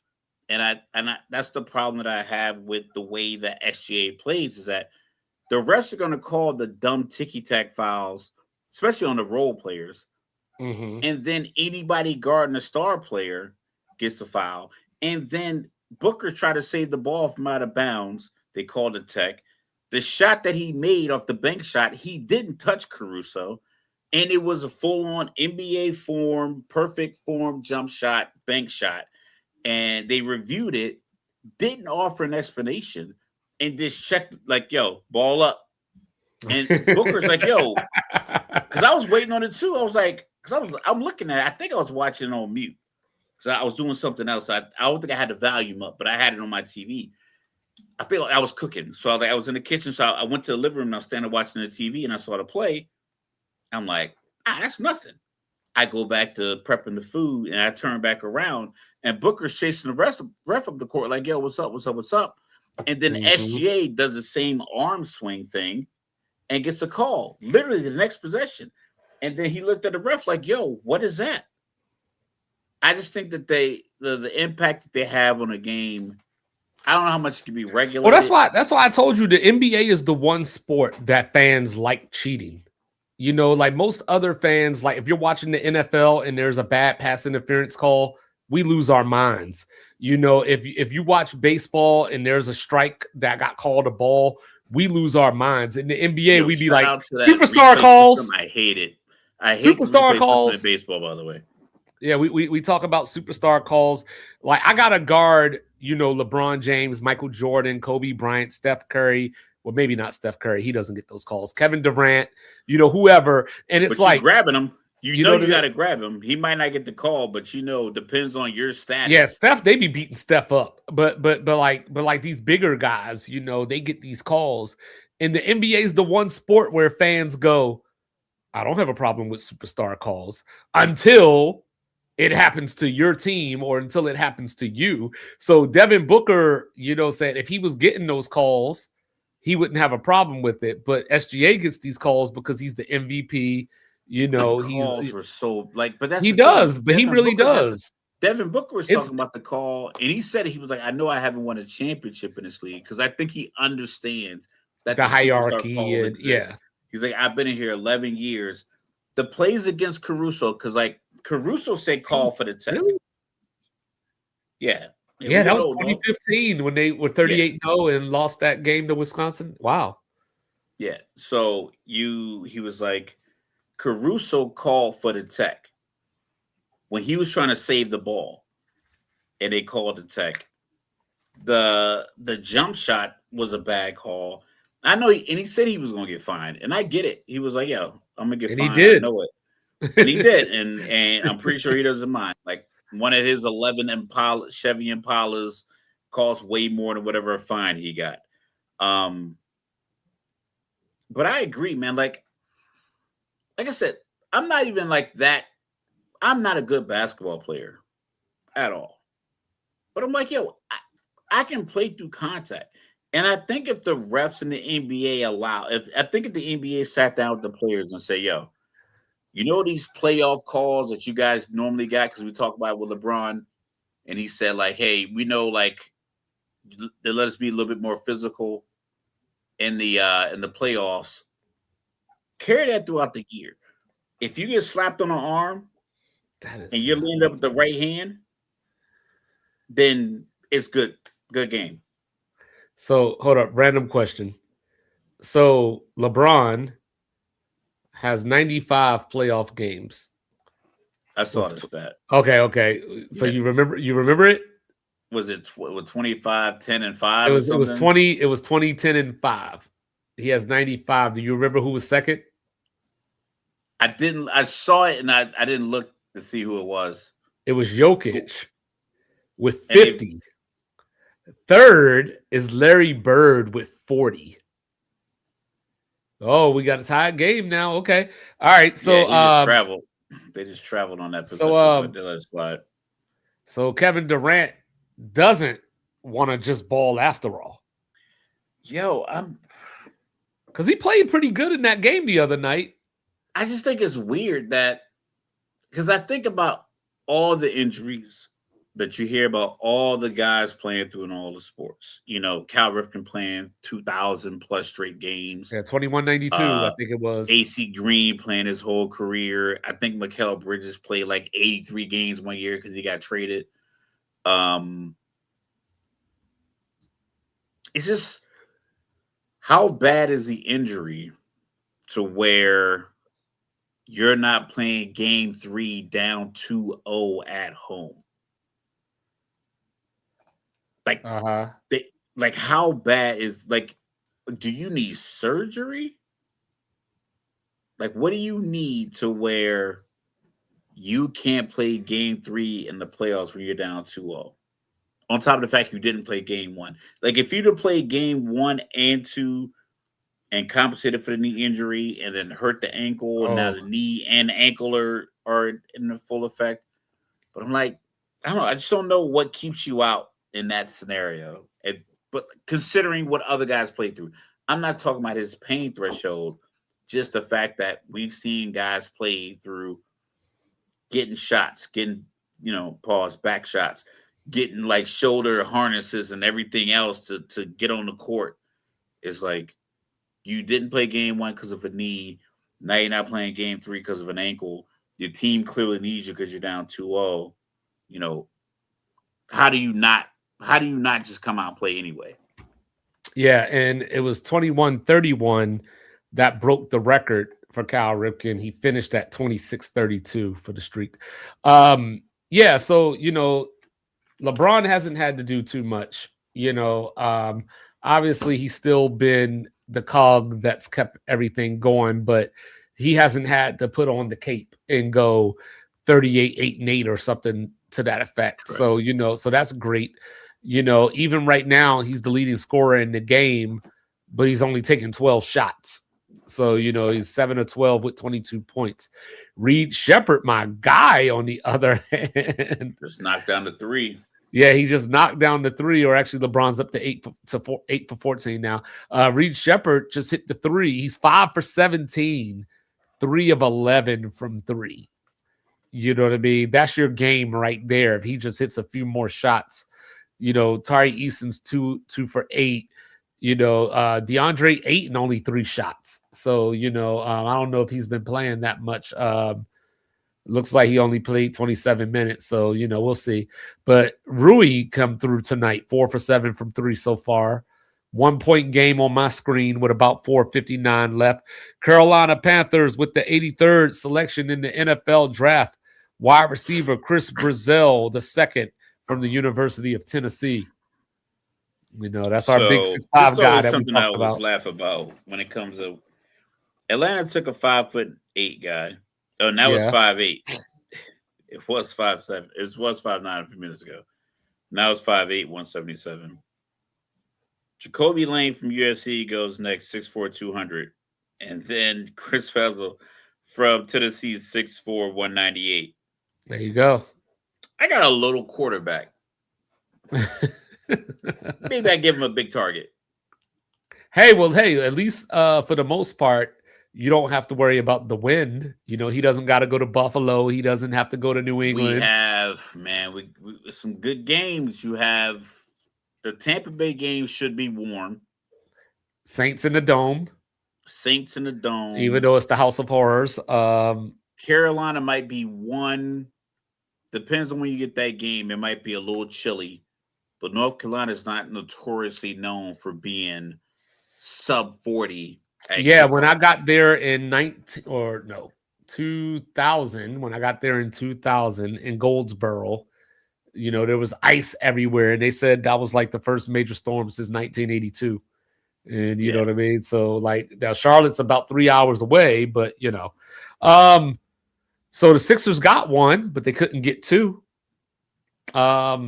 What's going on in this series, Mr. Logical? There's no Embiid.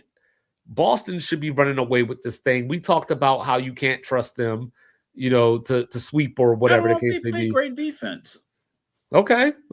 Say more. Like if you think about it, like I don't think they play great defense. Okay. I think they play great. I think they bother you offensively because they can knock down threes and everybody's willing to shoot the three. So the best defense is a good offense? I think they just have a good offense. Like when I sent the text in the group tonight saying like, hey, I think Boston's going to lose this game because I had just watched Vujicic. I think Jaylen Brown missed one, and I believe Derek White had missed like 2 or 3 threes. So by my count, I think they had missed like 3 or 4 in a row, maybe even 4 out of 5. And I was like, listen, if the 3 don't fall, they're going to lose. And then all of a sudden, I look up and they're 10 for 21 for 3. And they were up like 38 something. I was like, I just went downstairs to warm up some pasta. And the whole game had changed. So yeah, after Jaylen Brown attacked Paul George's nuts. That's just a standard move. I know. Damn. He's just so big. Like he had his arm out. Like I think if he would have just kept the shoulder. Hey, and you know what? Good to go. I know it's fun and easy to bang on Paul George and to play off P and all the names and all that. But Paul George still playing some good defense out here. VJ Edgecombe, is coming out here looking like D Wade reincarnated at times. He had 30 and 10 the other night, but of course, with a rookie, you got to come back down to earth at some point. You can't do that consistently. Right. So tonight was that night. Maxey has grown as a basketball player. Like he's a problem to deal with. So I think I picked Boston in 6 because I gave them a couple Philly of games because Boston's going to go 7 for 32 from 3. Yeah, Boston's going to go cold. And then I was figuring they would get Embiid back and he might be good enough for them to get 1. So, but I'm almost at the point where if Embiid was there, this might be 2-1 the other way. You know, Nah, because the Philly is, offense doesn't flow the same when Embiid's out there. I know, but his presence on the other end, I think, you know what I mean, like at least down low, deters. I don't think VJ gets 30 points in game 2 if Embiid's on the floor. That's probably more than likely true. But you Yeah. know, but Embiid could get 40 any night though. You know what I mean? He is a threat for that. But is he a threat defensively 18 feet from the hoop? No, not that far And out. and that's where I think Missoula would have taken advantage of. Not only he's coming off just perpetually injured, coming off of surgery, coming and on top of the fact that he's primarily an offensive threat, where you can. I mean, he's 7'2". I think he's just like 7'2". So you're probably not running into your primary defenders at him. You're probably trying to get a big on a big and make him work.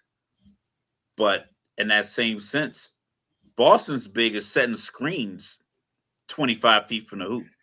Mm-hmm. So are you switching with Embiid, switching Embiid on the Tatum?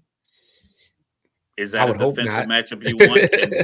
And like I said, you talk about Nick Nurse, and you think Chris Finch was kind of like the architect behind what he does.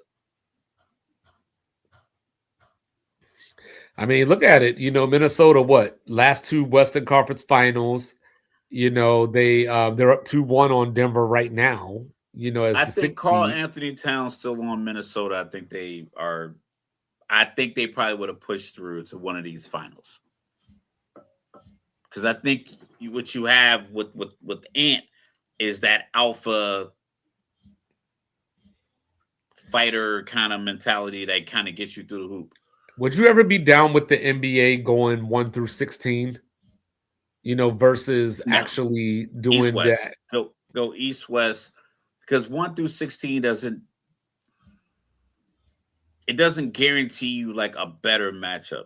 It gives you a little bit maybe a little mystery because you might get a say I don't know what the numbers are, but Boston, say Minnesota, or something. You might, you know what I'm saying? you Like might that'll get be a series. Houston, you might get like Houston, Atlanta, so, or Houston and Knicks or something like that, which is cool. But I like the East West. I like that's the standard that you have all the records based off of the Finals MVPs, the championships, Coach of the Year.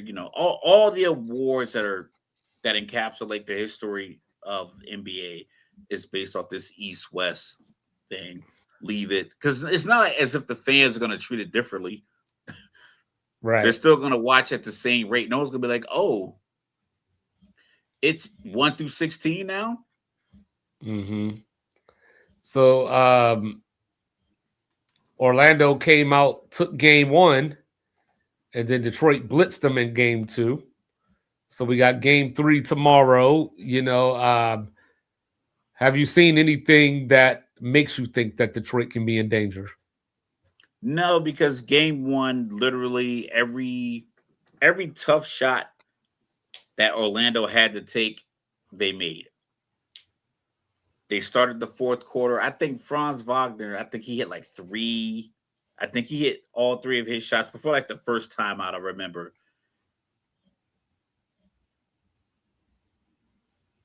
Oh, They Kennard, didn't call he the does. trip.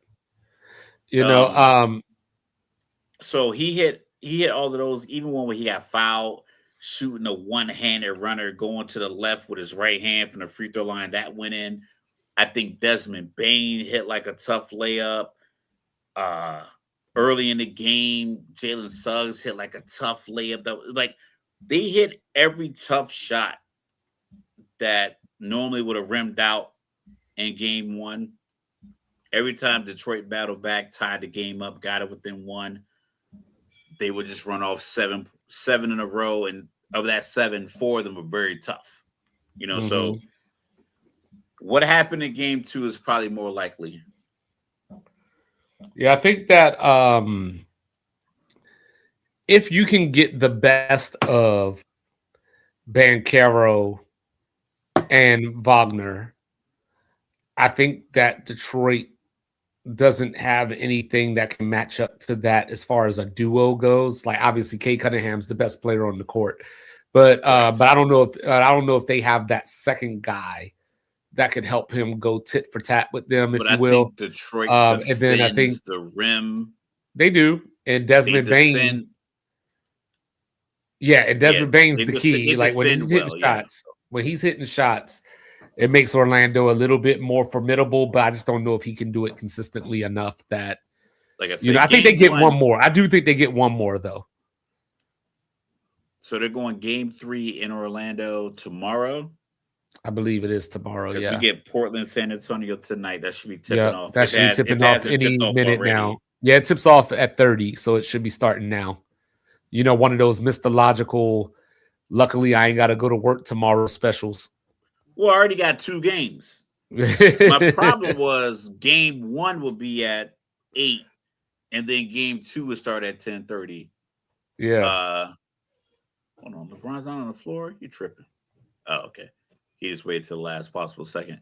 Yeah, so the third game starting at 10:30, I'm good with. Already seen the whole Boston-Philly game. We're 49.6 seconds left in the Houston-LA game. Houston up 4. So there you go. The Cleveland Browns got 2 linemen in this draft now. So all those people that were talking about protect the quarterback, Mr. Logical, there you go. You know what I'm saying? That's the foundation. LeBron, terrible. And then he got dunked on. That's the and then finally, it's amazing how when you watch sports or even, mostly basketball, how teams look on the road and then they go home, Jurassic Park, win by 22. The Raptors said, we're not done just yet. Now, I remember after game 1, Brandon Ingram said the quiet part out loud. He was like, yo, coach trying to use me as a screener out here. Like that ain't going to help us win. He had only took 9 shots or something along those lines. And there you have it. Toronto back at home, Jurassic Park. We got a series potentially. Scotty Barnes. Like the NBA didn't care about their series because it's like they already played 3 games. It's like, y'all go ahead and get it started. We don't care about this series at all. You know what I'm saying? Like, if there's 4 games in Cleveland and Toronto, were there any games if nobody saw them? Exactly. So yeah, tomorrow we got Detroit, Orlando starting things off at 1:00 Eastern, followed by OKC and Phoenix, followed by hopefully the Hawks going up 3-1, and then you got Denver and Minnesota at 8:30 Eastern tomorrow night. Then Sunday, Cleveland, Toronto, Spurs, Blazers, Sixers, Celtics, and then Lakers, Rockets is the nightcap. So, I saw a lot of heat about Şengün running like he run like he got titties. He's doing all right tonight. And LeBron just gave him a little BS pass and then let him dunk on him. All right, last thing before we get out of here, Mr. Logical. The Milwaukee Bucks have a new head coach. His name is Taylor Jenkins. I don't know why Memphis got rid of him unless Ja Morant really has that much pull. So I think that Tomas, the coach that they have now, he's one of these new, innovative, analytics, European-style basketball guys. Ja Morant hasn't had a highlight. He hasn't had a highlight since they fired him. No, he ain't been on the court. You know what I mean? But and he's probably played his last game. Oh, actually, let's stay here for a second. So Adam Silver came out and said that he wants the Grizzlies to play a couple of games in Nashville every year. Yo, he's definitely a players commissioner. I'll give him that. And the owners don't really give a shit because they're getting paid so much money, like hand over fist. Right. It's Nashville will bring up more money than Memphis anyway.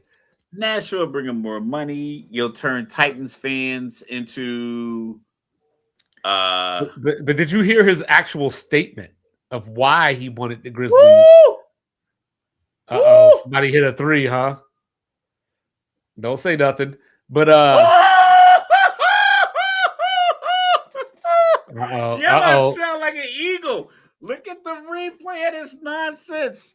I can only imagine that nonsense. LeBron. I can only imagine that LeBron hit a shot for him. It's not even. It's anybody. If Tyrese Maxey would have done what just happened, I would have reacted the same way. All right. Well, I'll get it here in a second. Oh my bad. But did you Prime? Just go to Prime. But did you hear? Well, I'm on my phone because I'm watching the draft on the TV. But did you hear the reason that he said that he wanted the Memphis Grizzlies to play games in Nashville? Is it a good reason or a generic one? I'm gonna try to guess. It's a generic reason. You know, the NBA is a global brand, and we want to make sure that we give every fan the opportunity to see an NBA game. Is that close? No. His reasoning was so we can draw in more fans and make the Grizzlies the team of Tennessee. Where the fuck is Memphis? Where the fuck is Memphis? That's the same thing. But where the fuck is Memphis? My master's of communication and public relations is coming through. I'm saying I'm 8 classes deep. Yeah, bro. Yeah, where the fuck is Memphis? Man, they don't care about Memphis. So this was my thought, right? I made a short about this. Are you at it? I saw it already. You know, it didn't make me do all that shit you was doing, but yo, that's a crazy scenario to play out. Like it is, but I don't know about all that. Oh, really? I don't know. I would have done the same thing if Derek White done it. But the steal and Derek White only shoots 32.7 from 3, so he wasn't going to do that. No, but like so my thought was growing up in Baltimore. I was born well after the Bullets went to DC. But there was an agreement in place that the Bullets would play 4 games a year at the Baltimore Arena. It made sense because they used to be in Baltimore. So it's like, hey, we took this team away from y'all. We moved about 45 minutes away. We still going to let you be a Bullets fan or whatever the case may be. Now, when I thought about this scenario, because the Grizzlies have never been in Nashville, so you're just trying to make a team play a game somewhere just because. So then I said, well, I don't see the Sacramento Kings playing games in Fresno. You know what I'm saying? I don't see Cleveland Cavaliers playing games in Cincinnati to show that they're Ohio's team. I think that'd probably be the most comparable piece. Like I don't Cleveland see playing games in Cincinnati. I don't see, you know, saying the Nets still playing games in Jersey. Because the Prudential Center is still here. So they, you know they could easily roll. They could easily slide a basketball court out there and do like a whole Knicks, a whole Nets reunion, old jerseys. They could do that. I think that. Again, I ask, what the hell is Adam Silver talking about? He has to.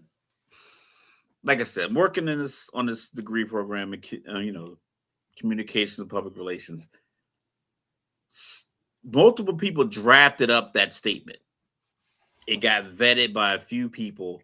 And what you want to be is direct. You want to address it, but you also want to be kind of like vague. The problem is adding the line like team of Tennessee. That was probably a problem. I think they probably could have gone with, the NBA is always looking for expansion and opportunities to get NBA fans in different cities, no matter where they are. We'll always welcome that. Yeah. But I don't know. Like, I just think that, like I said, we're slow burning this thing, with the end game being the Grizzlies going to Nashville.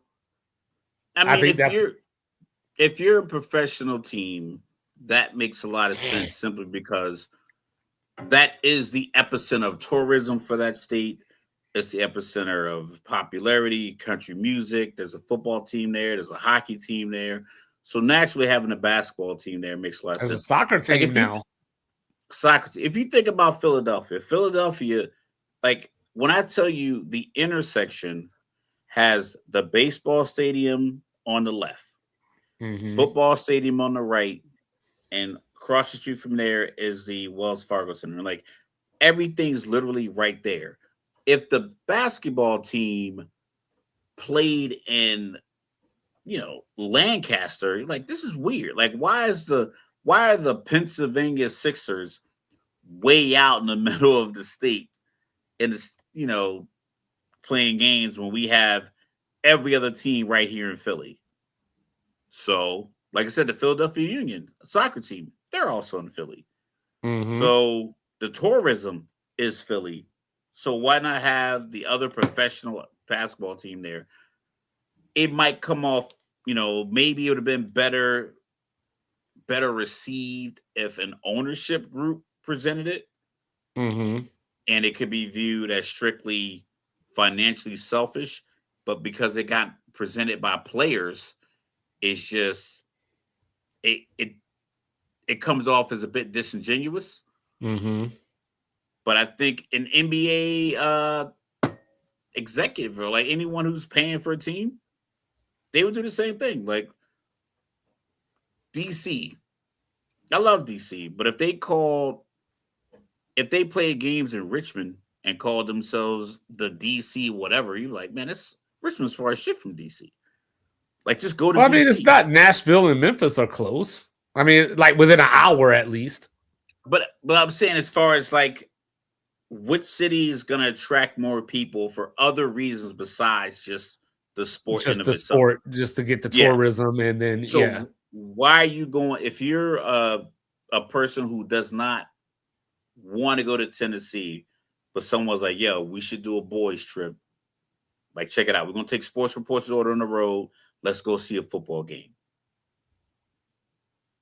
Or let's go see a game. Are we going to Memphis Grizzlies versus the Indiana Pacers? Or are we going to go the Tennessee Titans versus Indianapolis Colts in Nashville? Like we're going to have to go. I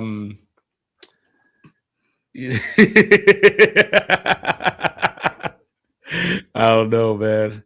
So I'm saying we're even if neither one of us are fans of the Titans or the Colts, but if we were picking a place to go in October, we're gonna go Nashville, Titans versus Colts versus Grizzlies versus Pacers.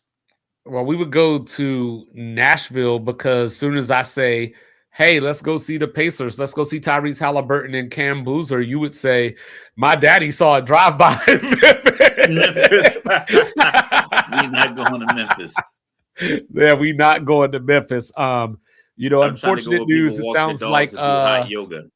It sounds like in the great state of New Jersey, the one and only Lance Taylor has been admitted with a medical emergency. So, prayers up there. Hopefully everything gets cleared up there with LT. We getting old, man. I didn't realize he was 67. I mean, it makes sense that he's 67. I just never thought about it.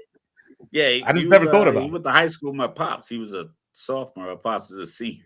Yeah. You know what I'm saying? Probably the best football player in North Carolina history.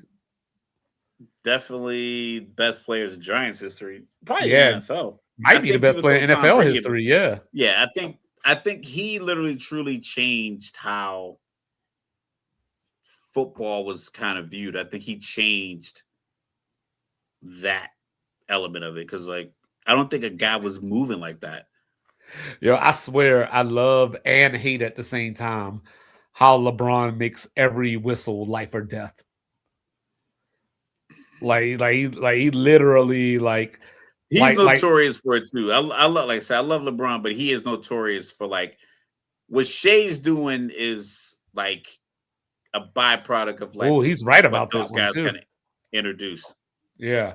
Now I remember when they were playing the Pacers in the playoffs, and he got mad at a call and he ran to the whole other end of the court. I hate how refs can give you text for that too. Like, I don't know. I think running to the end of the other court is the definition of showing me up. Like, listen, I get it. My thing is, like, I was thinking about this for the show. You know, it's the old school get off my chest. Yeah. Because I was thinking about the Devin Booker situation. I know we should bring that back. It needs to be, holy shit, he grabbed the shit out of Shingun's arm. There needs to be like it needs to be a physical thing that allows you to call a tech on a player. Because I watched JB Bickerstaff get mad at a call in game 1. He stood side by side with the ref and said whatever the call was bullshit multiple times. I read his lips. He said bullshit 4 or 5, maybe 6 times. Right. But that doesn't get you a tech. But if Rui Hachimura gets fouled and looks at the ref and says that's bullshit, it's a tech. Mm-hmm. So it's like either you need to make it a physical rule, like, yo, he approached me aggressively, which is like a legal thing. Like that's assault. Like if someone approaches you aggressively, that's technically assault. Batteries when they hit you. Assault is like the threat. Yeah, people think assault and battery means you hit that person. Like the battery is the hit part. So it needs to be you fouled the person hard, you hit them hard, you pushed them in the back, you hit them something like it has to be something that you can mark down as an actual tangible rule. Because Jason Tatum slapped the ball one time, pissed off at himself and got a tech. Right. That's nothing to do with the referee. He was mad at himself for like not getting a rebound and went out of bounds, but he got a tech for it because it just sounded the ref or the ref felt a certain type of way. So I don't think feelings should be allowed. Yeah, don't bring feelings. That's what we say all the time. You know what I'm saying? But on that note, Reed Shepherd can't guard you. Boom. But on that note, ladies and gentlemen, we will be back Tuesday with reaction to the final draft. You know, we'll have all the picks at that time. Get to talk about some winners, losers. Hopefully the Nuggets will be back, you know, split at least, you know, on the way to game 5, you know, and we'll have some great playoff basketball. Hopefully we get a good game in Portland tonight, you know, with no Wembanyama. But he is the one and only world-renowned, world-famous, cool, calm, and collected.